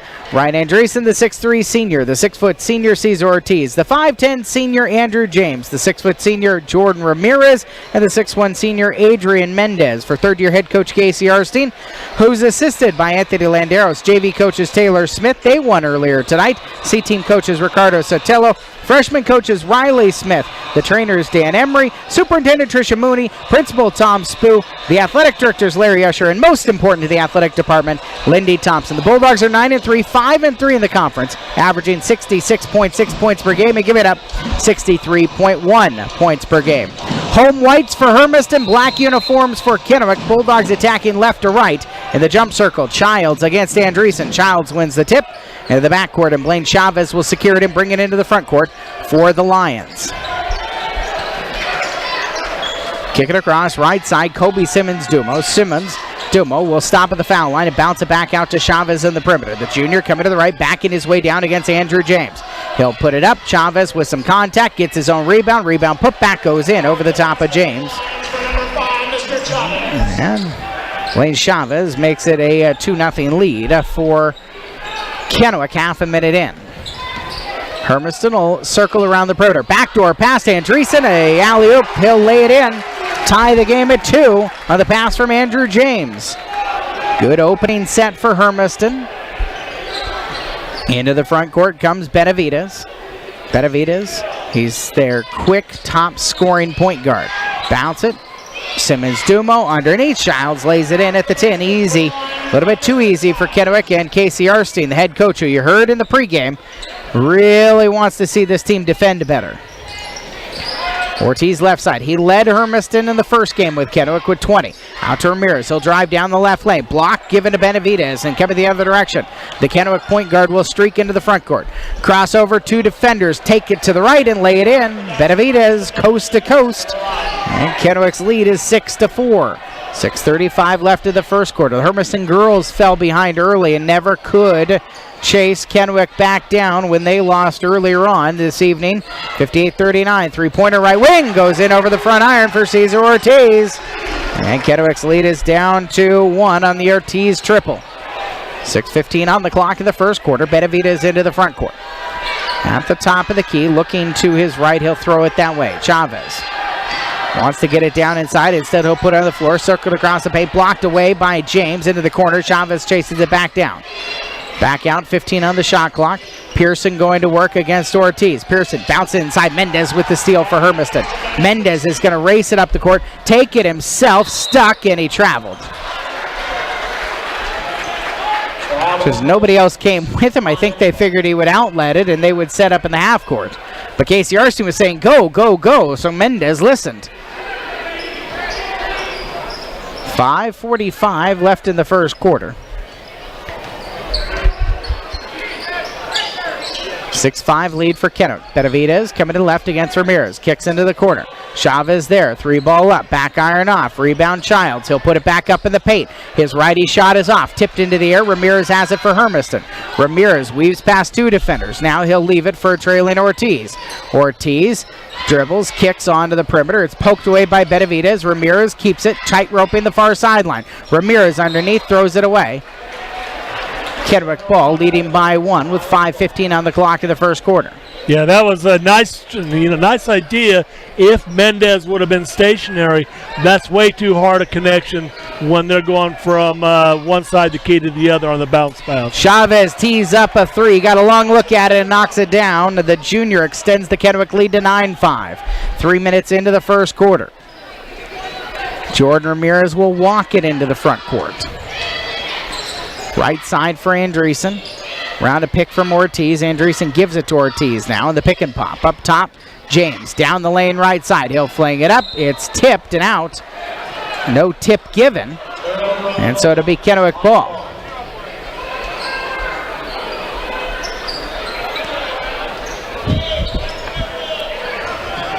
Inbound goes into Kobe Simmons-Dumo. Just 3 for him. Benavides had 20 and Chavez had 13 in Hermiston's win at Kennewick on December 8th. Chavez, good head fake. He'll work into the paint. High off the glass with the right hand. Falls in. He's got 7 early. 11-5 Kennewick advantage. 4:20 on the clock in the first period. Ramirez right side wanted James to come take a handoff. Instead, it'll be around the perimeter. Near side, Ramirez gets it back. Up top, Ortiz. Step back and leaves it for Jordan. The senior point guard up top to Andrew James. James, the 4-year varsity player in the lane. His turnaround floats in from 8 feet away. 11-7 at the halfway point of the first quarter. Benavides with some speed in the front court. Offensive foul. James stuck there and Benavides ran over the top of him. First foul of the game with 3:53 on the clock in the first quarter. And a change. Childs will come out. Bade McElroy, the 6'5 junior, will come into the game. He has a twin brother, Baylor, who's still on the bench for Kennewick. Ramirez, hesitation. He'll attack. McElroy reversing with the right hand. Nifty move, and now in the backcourt, it's saved in by Kennewick. They keep possession. Their lead's down to 2. Ramirez, Benavides got around him. He'll take it down the right lane. Glass and good. Benavides' second bucket of the ball game. 13-9 Kennewick. 3 minutes, 22 seconds left in the first quarter. Bulldog games do have some pace to them. They do have some scoring to them. They're one of the higher scoring teams in the MCC. James, left corner for Andreessen. Andreessen will put it on the floor, kick it across. Ramirez sizes up the three over Benavides. Short into the hands of Pearson off the front iron. Chavez gets it at half court and brings it across the timeline. Now picks up speed down the left lane.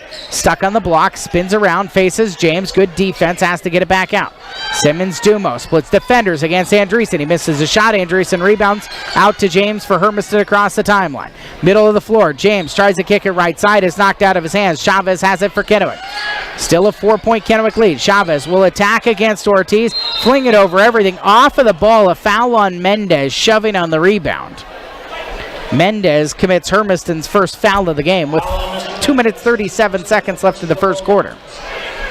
And we see Cole Smith return for Hermiston. Ortiz is going to come out. For the Hermiston Bulldogs, having Smith back is big because he's off the bench with 7.3 points per game. He's really a true sixth man. Blake Davis is also in. He's guarding underneath, and McElroy lays it up over the top of him. Davis, the 6'4 junior, the first underclassman into the game for Hermiston. One of the few we'll see for the Bulldogs. Andrew James drives and attacks. He lays it up short, rebounded by McElroy. 15-9 lead right now for the Lions with 2:10 left in the first quarter. Top of the key, open Pearson three, airballed it. Student section will start to make a little bit of token noise. Packed tonight in part because it's youth basketball night, so the Hermiston basketball program has got the the east side bleachers where the band normally sets up. And so the band is kind of spread out like they moved into new digs. Foul off of the ball, and Hermiston will be called for their second. Pauses the clock with 1:54 left in the first quarter. I'm sorry, the foul went against Tyler Pearson. It's the second on the Lions. Hermiston ball, lob it inside, Andreessen. The lob was over the top of it. Benavidez, nice behind the back move to the 10. He'll lay it in behind the back to get around Ramirez, and Benavidez has 6. Timeout for Casey Erstein with 1:46 left in the first quarter. 30-second timeout for for Hermiston. 17-9. Kennewick's got a little bit of an advantage, and it's Chavez and Benavidez, the two guys who hurt Hermiston at Kennewick, who've got 13 of the 17 between them. And the one thing that's not allowing Hermiston to claw themselves back into here is the turnovers, the unforced turnover. We've had 5 of them so far in this first period, and 3 of them have been unforced. And the fact that we're not finishing at the rim. Jordan Ramirez got rid of the mask. Top of the key. He'll throw it far side for Andrew James. James into the corner for Andreessen. Throws it back out. James let it go, and Cole Smith back into the corner. Andreessen left side, kicks it across. Cole Smith right side. Head fake, didn't quite get the handle. Take it to the 10 and gets fouled on the lay-in attempt by Braxton Collier, the 6'2 junior. That's the third foul on Kennewick, and Cole Smith at the line. 2 foul shots coming for the Hermiston senior. The starting 5, Andreessen, Ortiz, James, Ramirez, Mendez, and then Smith. That's all class of 2019.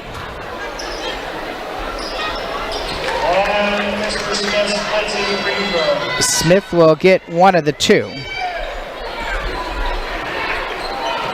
And the score line is 17-10 with 1:19 left. Foul, Andrew James called for it. He'll look to the skies in frustration. And Sergio Madrigal, the 5'10 junior, will come to the scorer's table to replace James. That was his first. Madrigal's first look in the game. Benavidez up top, whips it into the right corner. Chavez there. He'll circle against Madrigal. Steps back to his right. Holding foul called. And Casey Erstein saying, but he switched his pivot foot. That's a traveling violation before the hold. And worse than that, Eric, I mean, you cannot go ahead and go in there and put the shoulder down and into the defender like that and initiate the contact on a drive like that. Lob up to half court, caught by Collier. Miles Majowski into the game. Back to Collier, up top to Benavidez. He's got the handles up top against Ramirez. He'll hesitate, fall, kick it into the wing, and kept by Chavez. Back to Benavidez. 50 seconds left first quarter. Benavidez across the lane to the right side in a lane. He's got 8. 19-10, Kennewick's lead. Final 40, a little bit less than 40 now in the first quarter. Madrigal's going to attack, misses. Davis rebound, putback, fouled on the putback. And Blake Davis is going to the foul line with 2 shots coming. Foul on number 12 for the Lions. His second, 4th for the Lions. And the foul is the second one called on Braxton Collier. 4 now on Kennewick. And Collier's got to come out. Kobe Simmons-Dumo returns to the game along with Tyler Pearson, as Chavez will get a break with 33.5 seconds remaining. Davis, 2-for-2 trip for him. And it's 19-12.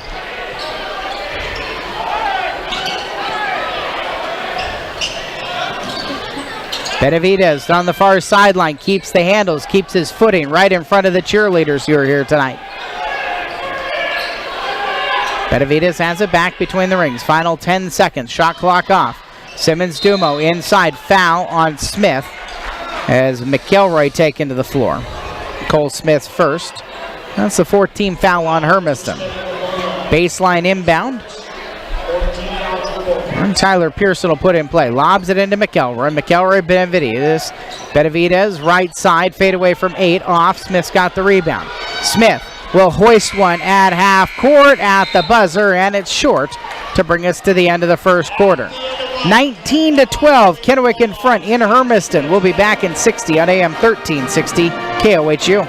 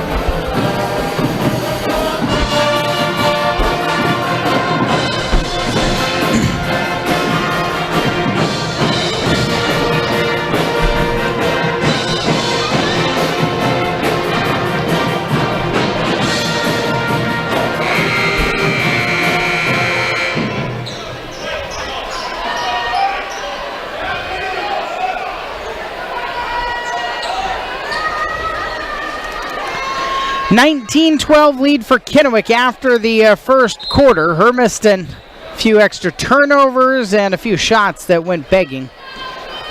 Kennewick's hit quite a few of the ones they've looked at, and it's really Leone Benavidez with 8 and Blaine Chavez with 7 to lead the way. Cesar Ortiz in the right corner, hesitates, around 2 defenders, around 3, drew contact, and Kobe Simmons-Dumo will put Cesar Ortiz on the foul line to take a pair. Ranch and Home scoreboard, by the way, down in Burns, there are just 10 seconds remaining, and Umatilla trails Burns 51-49. Nobody ever wins in Burns. They're a 500 team. They win every home game. They lose every road game.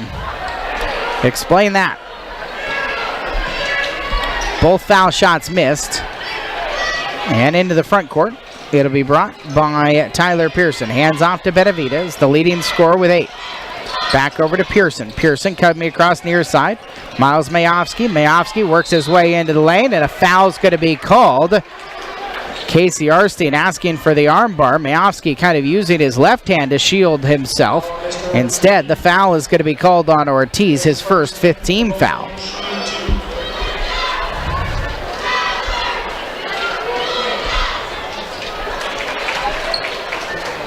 Mayovsky hits the first of the 2 foul shots. The outstanding freshman running back. Well, really, kind of slot back guy. Did a lot of fly sweep stuff. Majowski makes them both. He'll come back out of the game. And Blaine Chavez will replace him with Kennewick's lead 21-12. That's the thing about this Kennewick team. They've got so many young guys. They're going to be really tough in a few different sports for a few different years here. And they've been able to reload more consistently. Block underneath by Childs. Benavidez the other direction. Childs underneath. Chavez wanted it left wing three-pointer. Back iron off. Simmons Dumo under the basket. Back out on top. Another try for Chavez. This one's off iron. Mendez secures it for Hermiston and flips it up to Andrew James. Into the front court. James will bring it. Kicks it left corner. Three-pointer blocked by Pearson. Out to Ramirez. His three is short. Ramirez gets his own rebound. Benavidez gives him space. Says, go ahead, take another one. Instead, it'll be Andreessen. Kicks to Ramirez. Back to Andreessen. Andreessen just 2 points.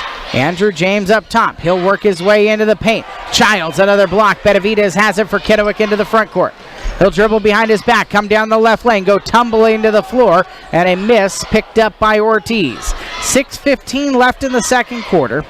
Scoreline remains 21-12. Miles Majowski back to the scorer's table. Ortiz fouled up top. Simmons Dumo slapped Ortiz on the arm. That's just a bad foul because Ortiz can shoot from a long ways, but he's 35 feet away there. Yeah, when you're that far away, and that's crazy just doing what he's doing. He kept swiping with his right hand, and when you're 35 foot away from the basket. Jordan Ramirez will bring it into the front court 2 minutes into the second quarter. Ramirez kicks left corner. Andreessen there. He'll work out away from the three-pointer. Top of the key. Ortiz three. That is short and rebounded by Majowski. Still 21-12. Under 6 minutes remaining first half. Benavidez will take a three. Quick trigger triple. And a timeout given to Casey Arstein. 30-second timeout. No, he'll change it to a full. With 5:43 left in the second quarter. Now 24-12 is the Kennewick lead. A full timeout for the Bulldogs. And as we take a look at things, it is final now. 55-51. Burns beats Umatilla. The Umatilla girls lost to Burns earlier tonight. The Burns girls are the number one 3A team. But the Umatilla boys, they take the loss at Burns. Again, Burns wins them all at home. And they win tonight in that boys game. The Umatilla girls lost at Burns. The Kennewick girls won here over Hermiston 58-39 in the first game of our doubleheader tonight. 5 minutes and 43 seconds left in the second quarter. Hot shooting early from Ayani Benavidez and Blaine Chavez, and Benavidez just hit a three to make it 24-12 in favor of the Lions.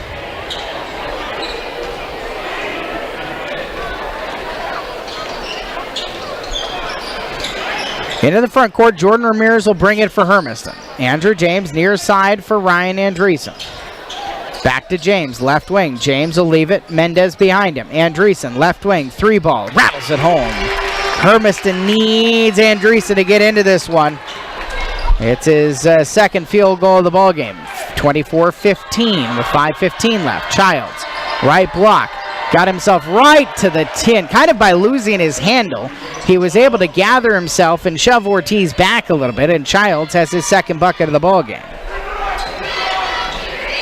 26-15. Under 5 minutes remaining. Ramirez, right wing, three ball, switched it.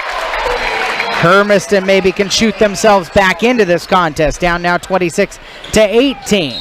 And a foul. Mendez reached out, committed a foul on Childs.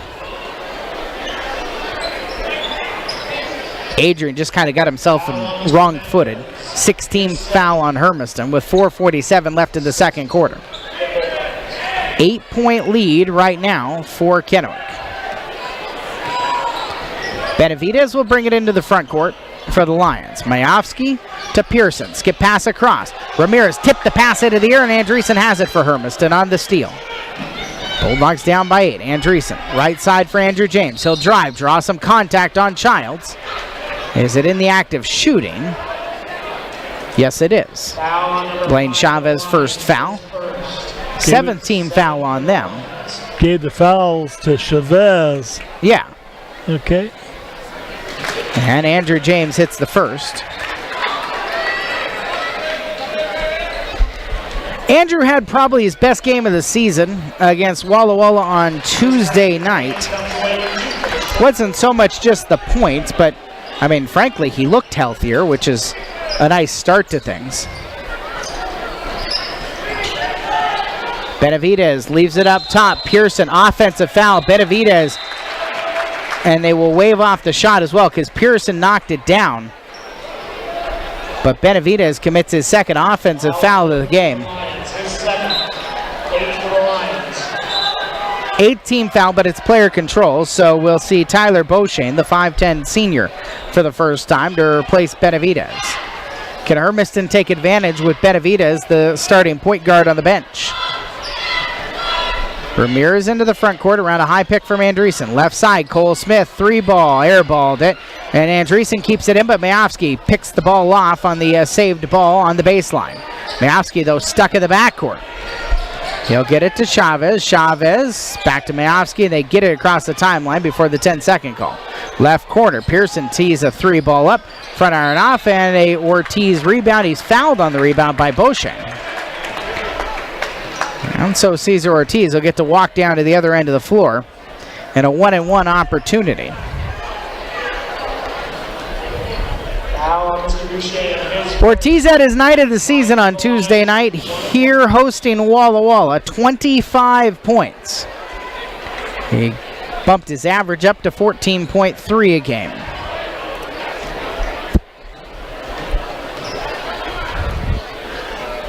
First foul shot for the lefty is good. And he earns one more.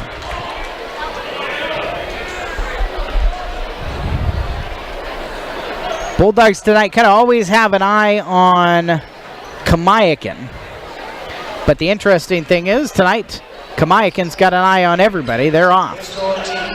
Ortiz misses the second. Hermiston does have it to within 5 with 3:40 left. Beauchene has it blocked from out of his hands by Andreessen. Up to Ramirez. Ramirez gets the lay-in on the transition bucket. Jordan's got 7. 26-23. Hermiston's got it back to a bucket ball game. 3:25 left, and Andreessen steals another ball in the backcourt. Tries to pass it up to Ramirez, but kind of got off his feet, so he had nowhere to go with it. Chavez steals. Chavez to Mayovsky. Mayovsky underneath, and around and out, knocked out of bounds by Andreessen on the baseline. McElroy was right at the basket, but couldn't finish. Beauchene will come out, and Braxton Collier with 2 fouls will return. Pearson in to McElroy, and they'll work it around the perimeter. Mayovsky in the left corner. McElroy looking inside. They're double teaming down inside. Chavez right corner, 3-ball, nothing but the bottom of the net. Chavez has 10. 29-23 with just under 3 minutes left in the first half. Andreessen top of the key, leaves it for Andrew James. Whip it around the perimeter and 5-out motion for Hermiston. Andreessen up top. He'll come right, leave it into the corner for Cole Smith. Drives right past McElroy to the 10 and the lay-in. Ankle looked fine there. 29-25, Kennewick's lead. 2.5 minutes left in the first half. Collier for trailing Pearson. Pearson puts it on the floor at the top of the key. He'll lob it into the right corner. Chavez just hit from there. Another one, knocks it down again. Same spot, same result. 13 for Chavez. 32-25 with 2:12 left in the second quarter. Cole Smith finds an opening to the 10, lays it at +1. Chance for a 3-point play the old-fashioned way. Baden McElroy cannot keep up with Cole Smith. No, that's what they've got to do. They've got to go in and make sure that they can go ahead and keep feeding Cole if he's as long as he can go. Cesar Ortiz will come out. Sergi Madrigal back into the game for Hermiston. Smith at the line. 1 foul shot for him. 32-27 as Smith misses the foul shot. 2:05 left of the second quarter. This 2-1-2 pressure from Hermiston in the three-quarters court's causing some problems. Chavez kicks it across. Pearson into the right corner. Collier drives baseline, stuck there, back out. Extra pass near side for Chavez. Inside to Maskey, poked away by Andreessen. Hermiston zoning still. Skip it across right side. Pull up, Pearson fading to the baseline, hits a 12-footer. First points of the game for Pearson. It's at 34-27, 90 seconds left in the first half. Ramirez has it poked away by Collier. 7-point lead for Kennewick. Hermiston has got it within 3. Miofsky runs right over the, they gave a traveling violation.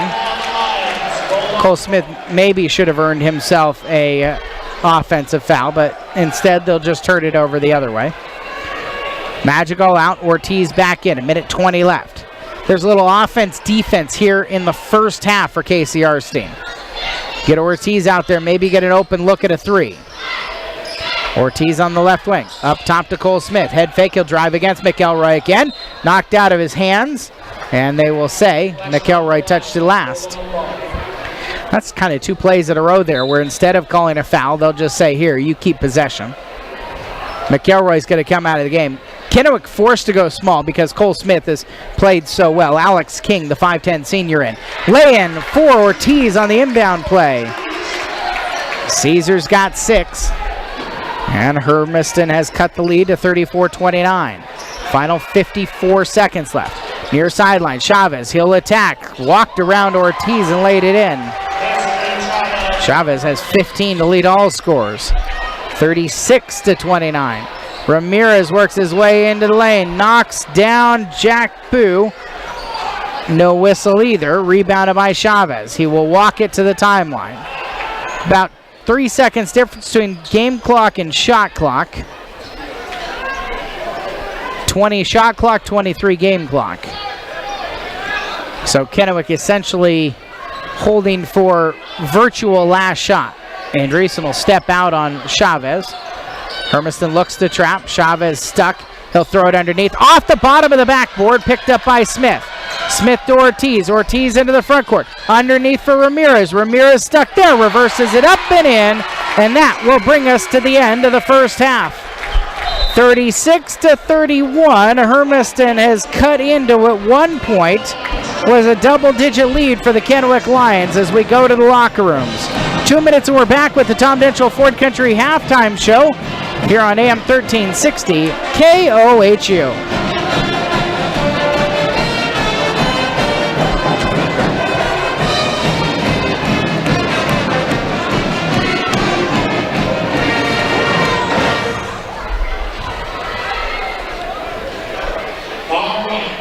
Ladies and gentlemen, tonight we have some special visitors that we would like to recognize.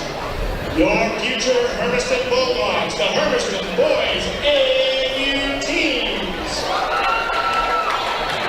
Tonight, representing the second grade boys, are Mr. Coach Aaron Davis and Ty Swanson.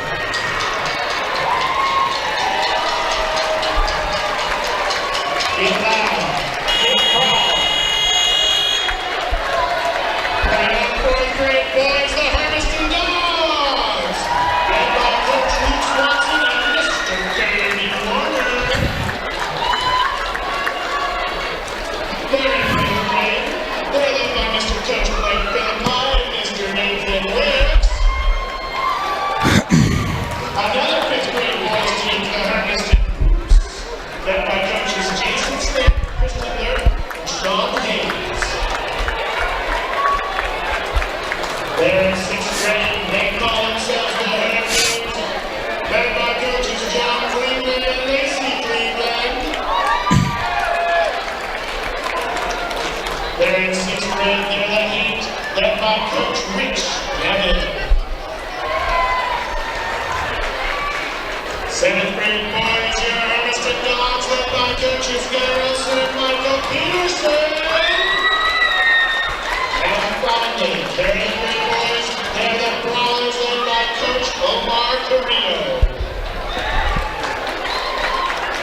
And then lastly, tonight, they may be a little old, but if you notice when our boys were out there, they were wearing black warming shirts. That's because between 2008 and 20... I'm Eric. He's Sonny. It's the Tom Denchel Ford Country halftime show Kennewick 36, Hermiston 31 in the boys game here on AM 1360 KOHU. We also welcome you if you're joining us online at gohermiston.com and the live stream that is powered by Eastern Oregon Telecom. Internet at the speed of life.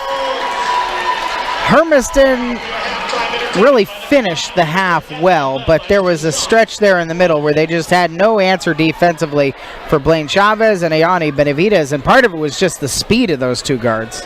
Yeah, and our inability to go ahead and rotate backside again. You know, the last couple of games, especially against Walla Walla, we did a very good job of when they made a cut going off backside, we were there from somebody and made them kick the ball back out to the wing.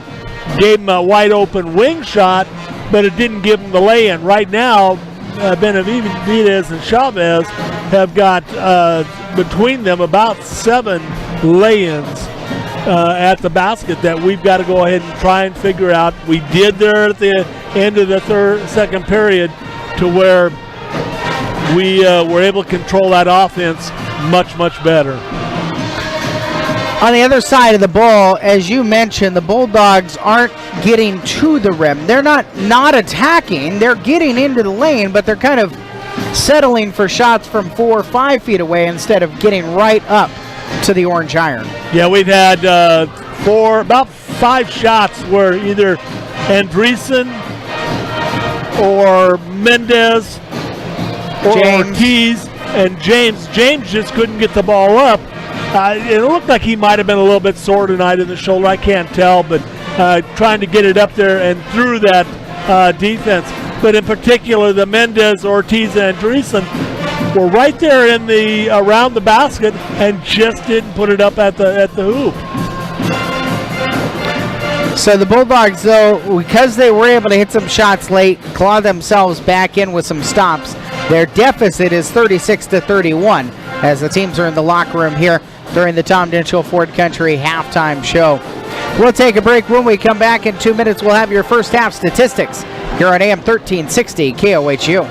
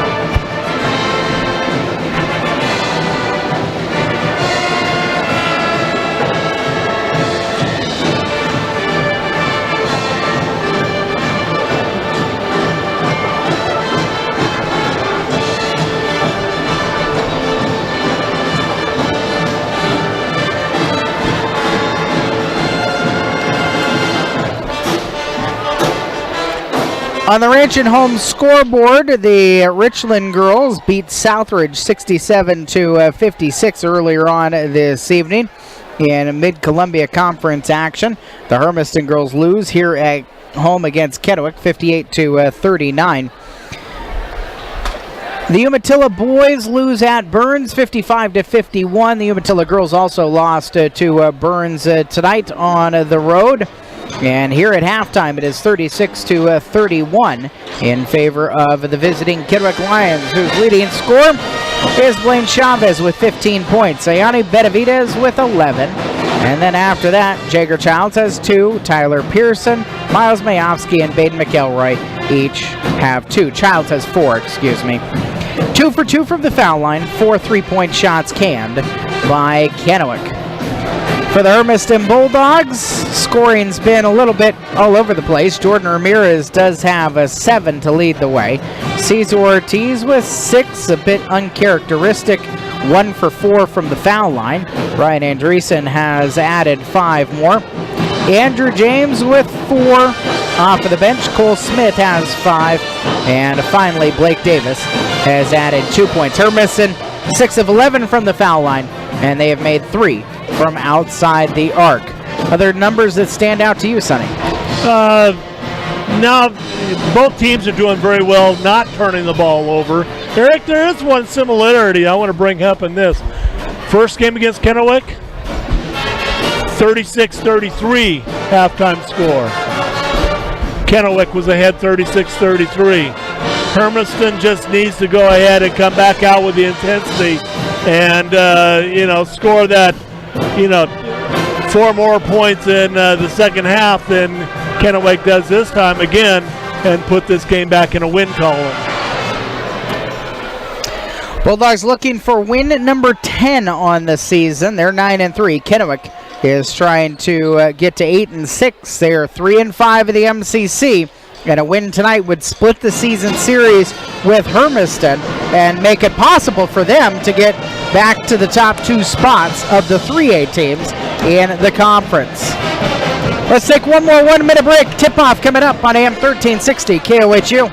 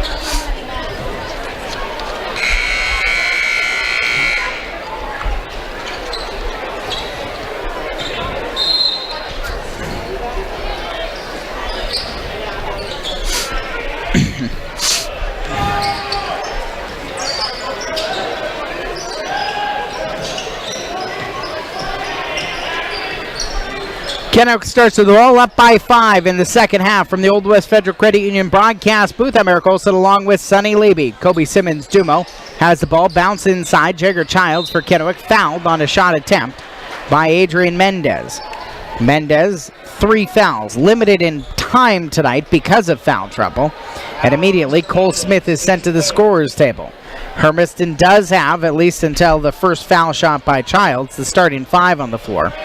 And Mendez out there with Jordan Ramirez, Andrew James, Cesar Ortiz, and Ryan Andreessen. Childs is able to hit the first of the 2 foul shots. Mendez has to come out, and Davis will replace him. Hermiston has created some problems for Kennewick with their 5-guard lineup, and Cole Smith attacking whoever the post player was.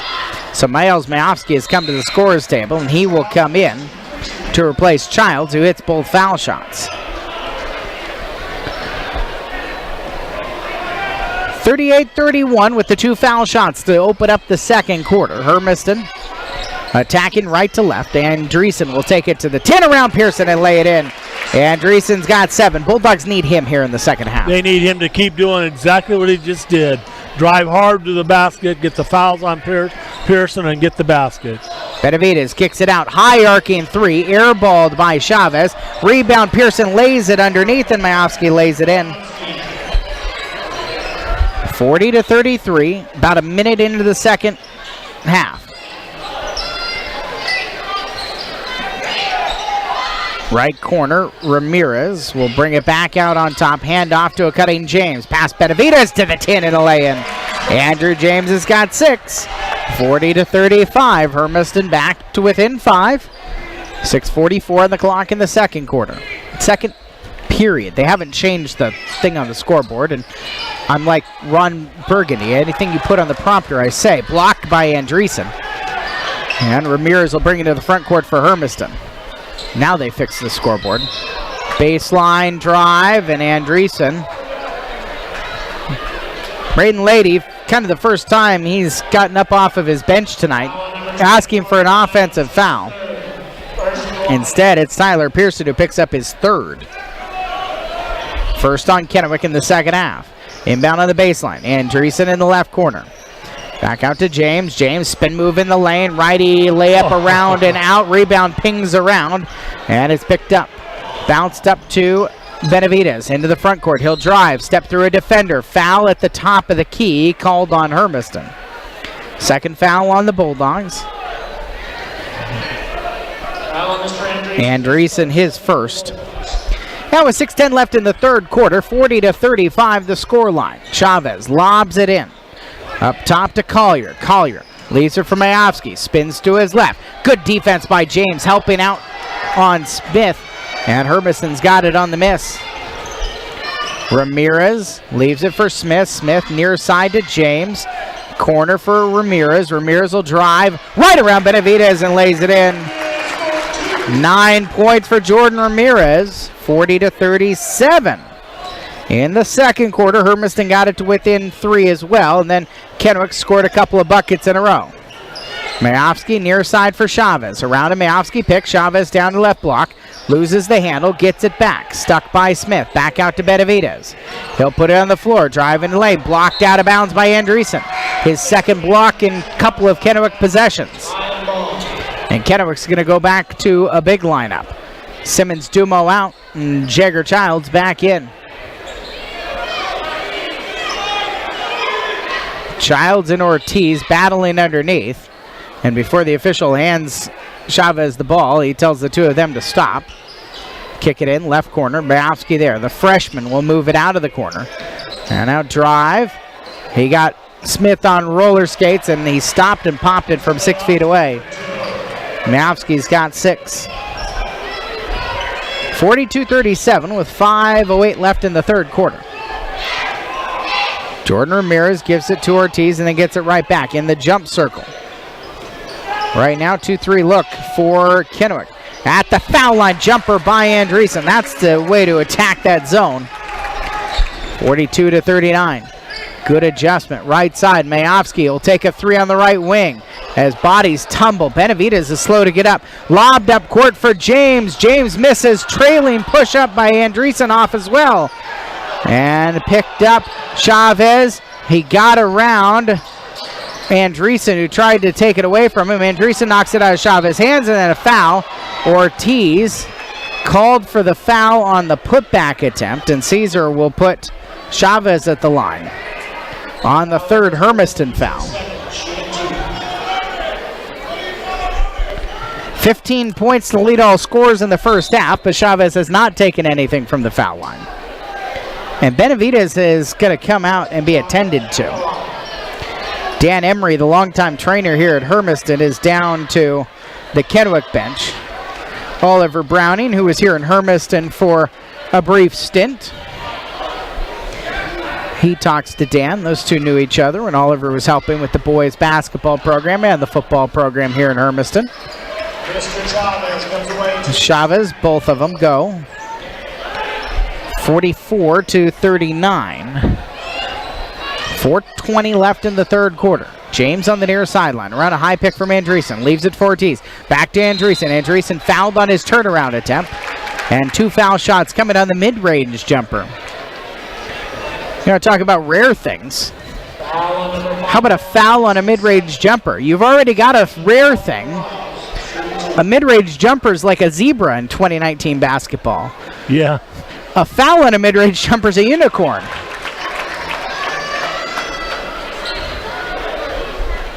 As I'm making my dumb joke, I forgot who committed the foul. It was Chavez. I thank the three of you that laughed at home. Second team foul on Kennewick. Andreessen goes 1 of 2 at the line. Not a laughing matter is Hermiston's foul shooting. About the halfway point of the third quarter, 4-point Kennewick lead. Simmons-Dumo circling up top. Chavez has it there. You had mentioned Kennewick led at their place at halftime, and Hermiston was able to get the victory. Part of it was because they were able to get Kennewick into some foul trouble. Chavez from NBA range and then more, and a foul. Childs called for going over the back. That is going to get Kennewick's fans the most vocal they've been all night in displeasure. And some of the Hermiston fans on the far side being ridiculous as well.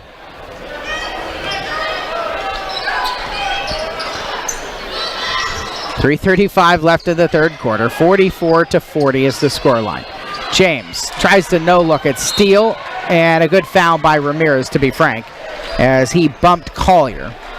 Ramirez almost always has some fouls to give, in part because he's such a good defender, such quick feet. So slow down that Collier break and make Kennewick score in the half court. And that's what he does. Ramirez does commit Hermiston's fourth. It's his first. Simmons-Dumo bounces. Childs runs over the top of Ortiz, misses the layup. The rebound comes out, touched last by Andreessen. Battling with Jack Pugh for the ball. And Ayane Benavidez is back to the scorer's table. He'll come in to replace Pugh. Chavez, the inbound on the baseline, down in the left corner of the court. Lobs it over everybody to Collier. Simmons-Dumo between the rings, and he'll bounce to Benavidez. 3:10 left in the third quarter, 44-40 the lead.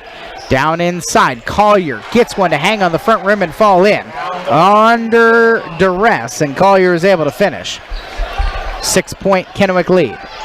Andrew James, bumped by Simmons-Dumo. Down to Smith, bumped as well. There's a second. The second one's going to be a called blocking foul, and it's against Childs. Childs' second, fourth team foul. Number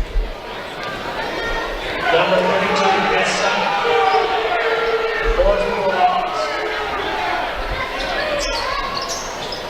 Inbound for Cole Smith. He'll fling it all the way up towards the student section. Ramirez down in the corner now. Andrew James. He'll bring it out of the corner. Whips it back down into that right corner for Andreessen. Near side. And Ramirez, he'll put it on the floor, circling back to the top of the key. Left wing and into the corner for Smith. Smith will drive, pull up over the top of Childs. His jumper rattles home from 8 feet away. Cole Smith's got 7. Hermiston's got it back to within 4 at 46-42. 2:25 left. Other end, Collier a three-point attempt. Off iron, rebounded by Andreessen. He'll get it out to James. James will push it into the front court for Hermiston. With 2:15 left in the third, James will slow up, and Hermiston will set up. Down by 4. Cesar Ortiz has been quiet tonight, 6 points. Tries a 3 in front of the students, let them at the bottom of the net. He heard me. He silenced me. Hermiston down by 1. I'm kidding, you can't silence me like that. 1:54 left in the third quarter. Chavez, right side, Collier, answer back 3, off the back iron, and a foul on the rebound. Childs, extra tug on James.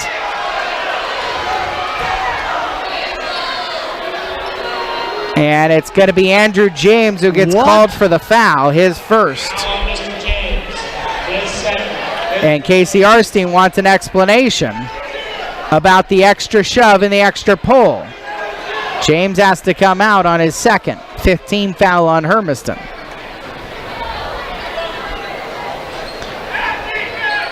Childs up top to Benavidez. Minute 45 left third quarter. Whip it right corner. Simmons-Dumo open 3, knocked it down. His first points of the entire game. He got an open look finally and was able to rattle the corner 3. 49-45, 90 seconds left third period. Ortiz up top to Smith, left side for Andreessen.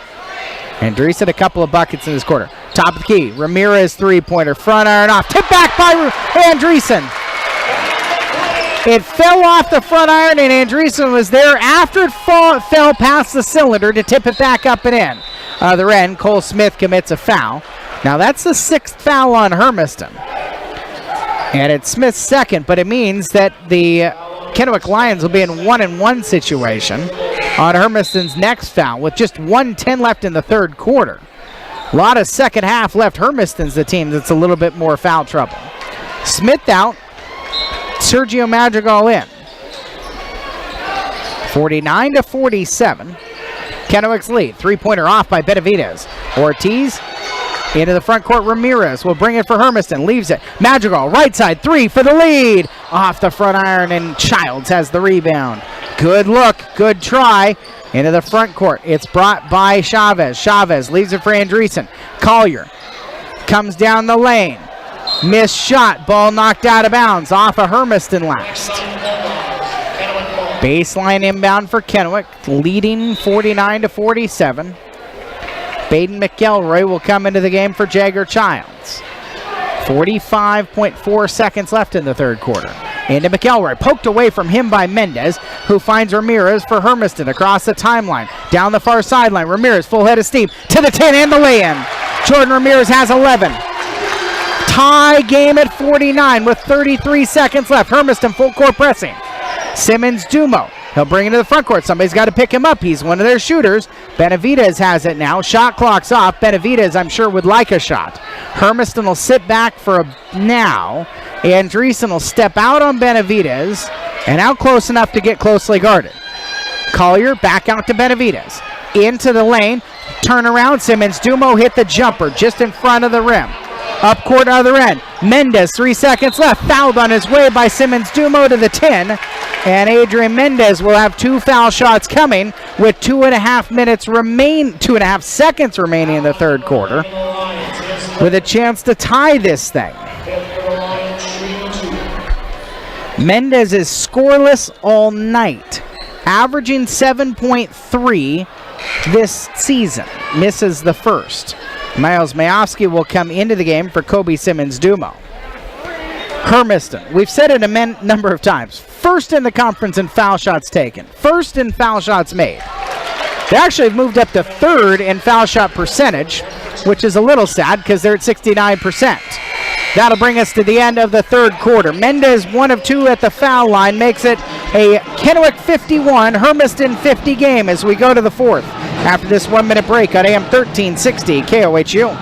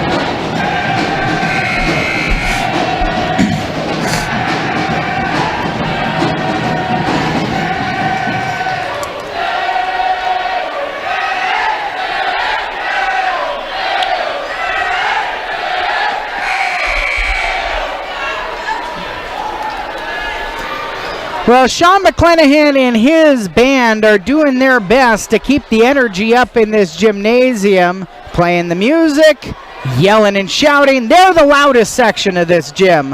Hermiston's going to need the rest of this gym to come along. Down 51-50 as we start the fourth quarter. Bulldogs with the ball. Ryan Andreessen, Jordan Ramirez, Andrew James, Cole Smith, and Cesar Ortiz. James to Ramirez, up top. To Smith, left wing, 3 ball, short, into the hands of Miles Mayofsky. The freshman gets it to Yanni Benavidez. The point guard brings it into the front court. Blaine Chavez down in the left corner, running the baseline, Tyler Pearson in the right corner, and Baden McElroy underneath. Benavidez, who had 11 in the first half, scoreless in the third quarter. 8 of his 11 came in the first quarter. Missed 3-point shot by Chavez. McElroy keeps it in play. Extra possession for Kennewick because it came off the iron.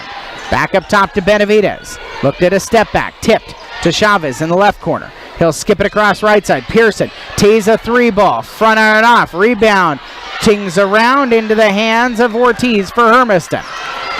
About a minute into the fourth quarter. Ortiz up top.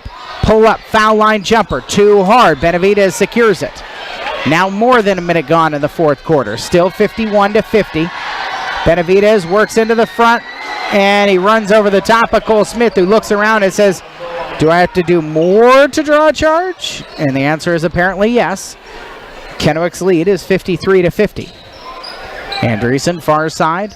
Ramirez into the corner for Smith. Smith will work it back out. Andreessen in the left corner. Ryan has 12 right now. Back to Smith. Left corner 3-ball to tie. Back iron off. McElroy's got the cure. Hermiston should go back to what they did in the first half. Smith was blowing past McElroy with his speed to the rim. Benavidez coming into the right corner, gives it to Pearson. Back out to Benavidez. Benavidez tries a 3-point shot. Maybe ill-advised with the amount of time left on the shot clock. 2 minutes gone in the fourth quarter. Just the 2 points scored by Benavidez. Andrew James gives to Jordan Ramirez. Ramirez will come against Benavidez to the 10. He blows past him to lay it in. Whoever Benavidez and McElroy are guarding can get to the rim every time. Ramirez steals a pass. He'll bring it himself against Pearson. Drawn in. Offensive foul called on Ramirez. There is no way Pearson was there. Absolutely no way Pearson got there in front of Ramirez. That should be an and one. Oh my goodness gracious. Oh my goodness gracious. Timeout for Hermiston. 5:40 left. Timeout for Kennewick. 53. They actually even put it on the scoreboard. It's 53-50. Timeout, 30-second variety for the Kennewick Lions.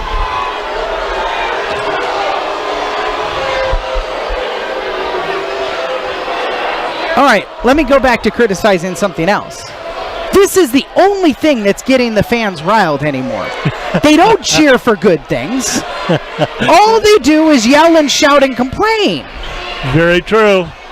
Cheer. Stand for the fight song. Clap. Make the doghouse again. But seriously, no way in the world Pearson drew that charge. No, there was not. Ramirez, by the way, it's his second. It was player control, so even though it was the team's seventh, Kennewick just with the ball. Out of their timeout, Mayovsky has it. Back out to Benavidez. 5:30 left in the fourth quarter. 53-52.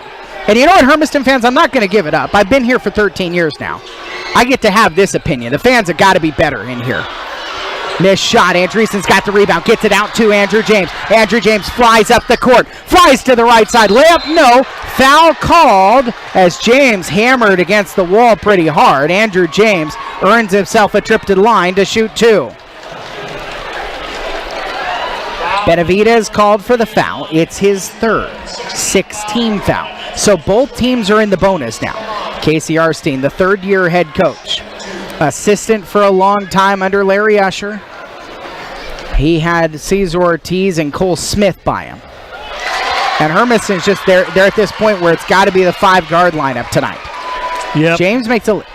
Is that right? Yes. I missed a bucket somewhere. James makes them both. And James has 8. Hermiston in front, 54-53. Simmons-Dumo. He'll bring it out of the corner. Skip it into the lane. Chavez there. Chavez left hand turnaround over the top of Ortiz. Chavez, his first field goal of the second half. He does have 19 points.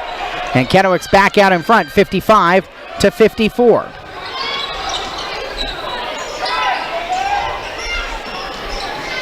Smith around to the right side. Ramirez into the right wing.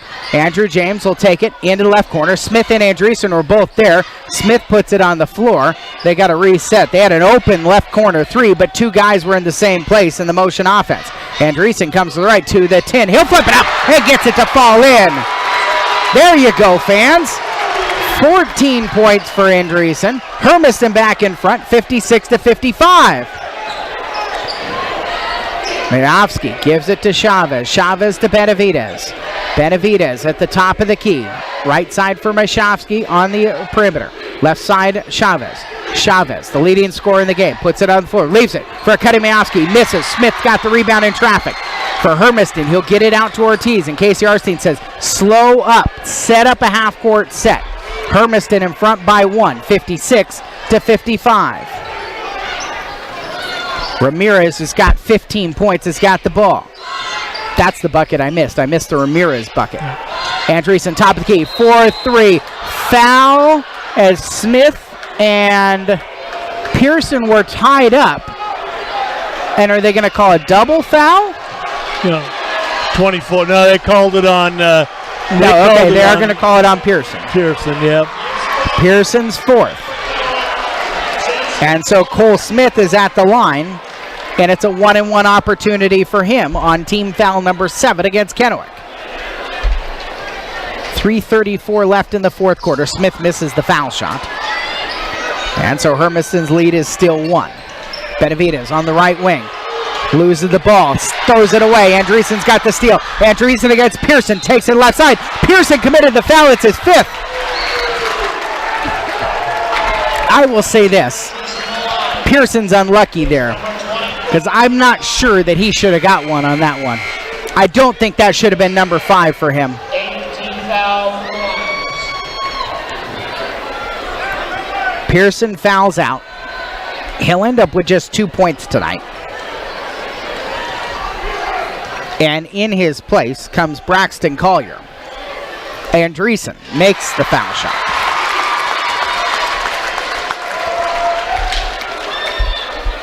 I mean, this Hermiston team, they're under 69, still under 70% as a free throw shooting team.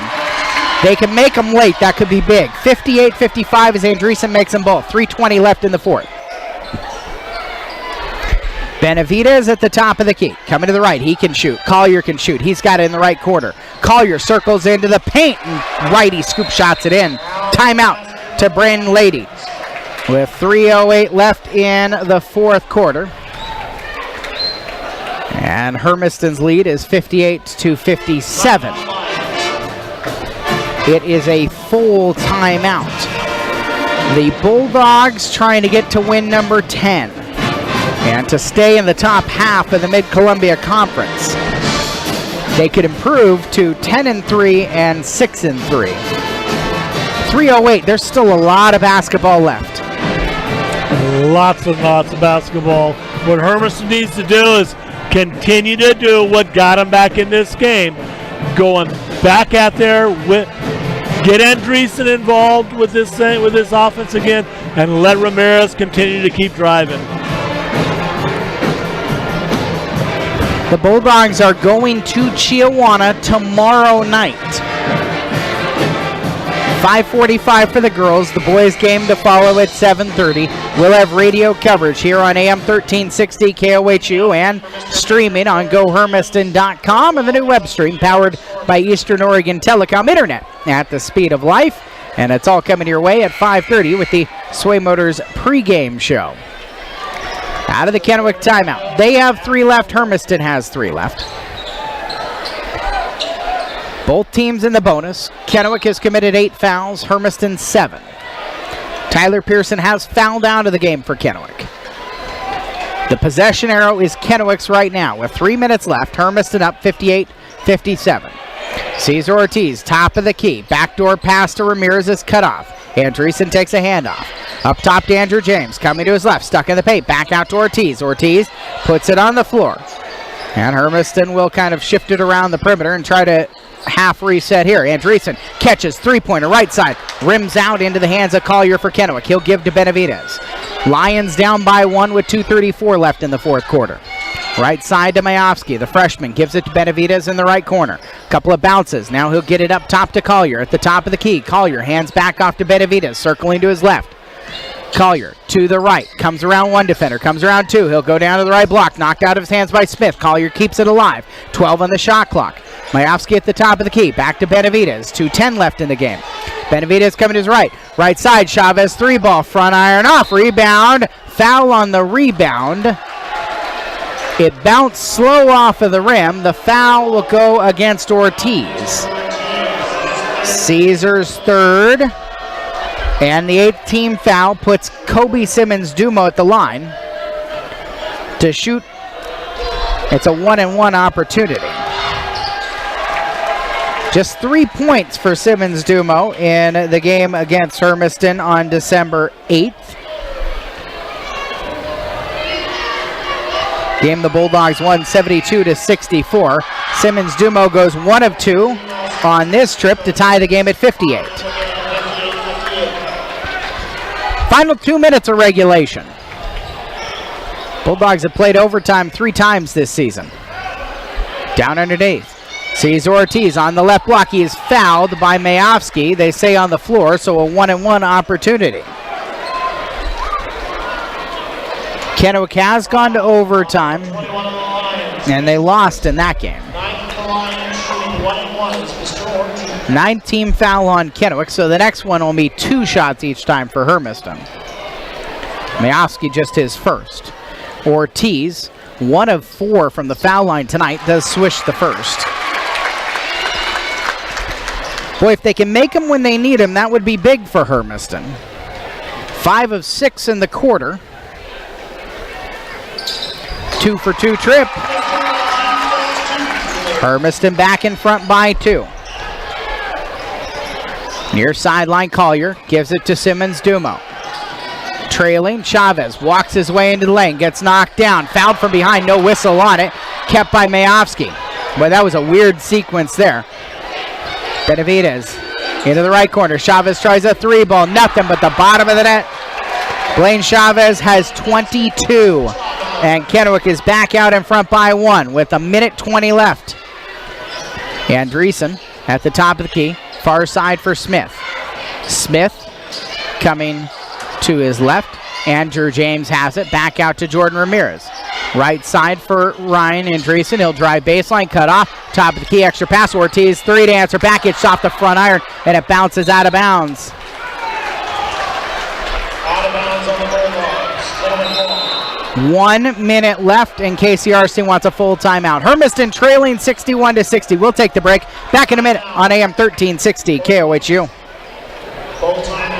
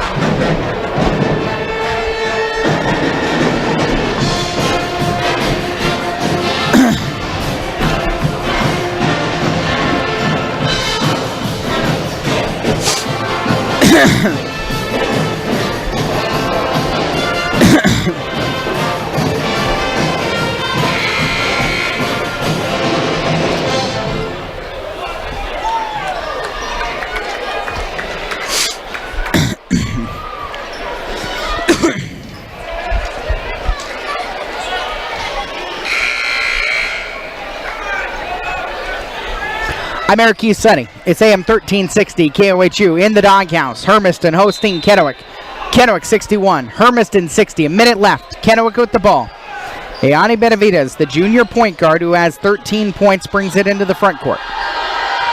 Blaine Chavez, their leading scorer, down in the left corner of the offense right now. He's got 22. Pass tipped out of bounds by Ryan Andreessen on a cutter from Kobe Simmons-Dumo.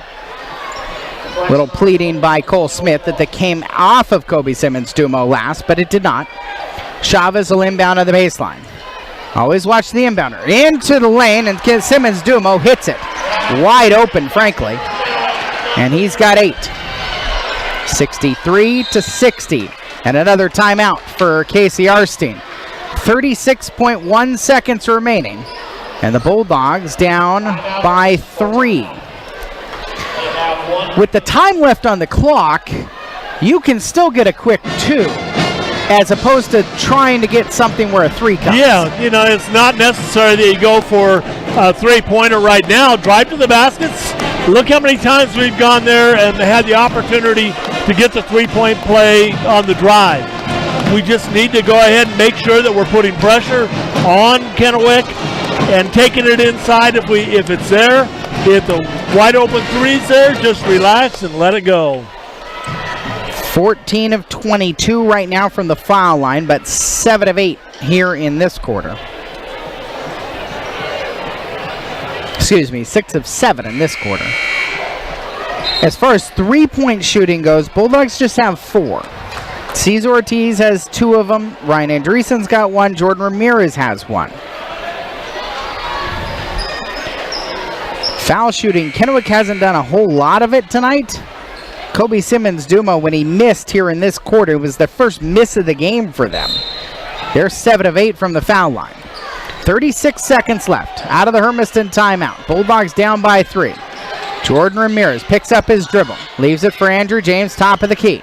Andrew James, back to Ramirez, top of the key. Ortiz, cut off well by Majowski. Andreessen, left corner, he'll drive, baseline, take it, lay it in.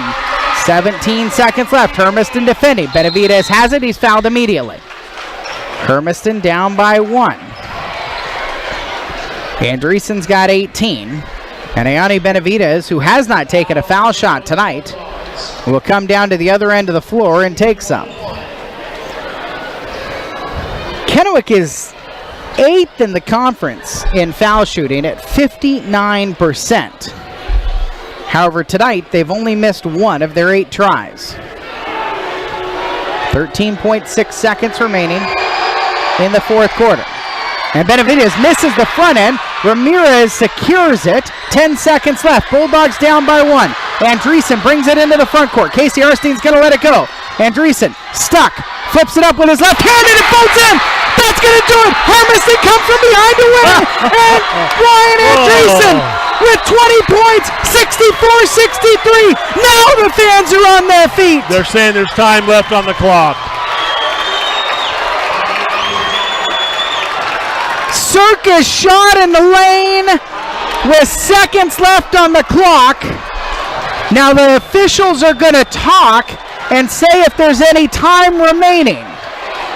They are going to put 1.6 seconds remaining on the clock, and Kennewick is given a timeout. 1.6 seconds remaining at a timeout with Hermiston in front, 64-63.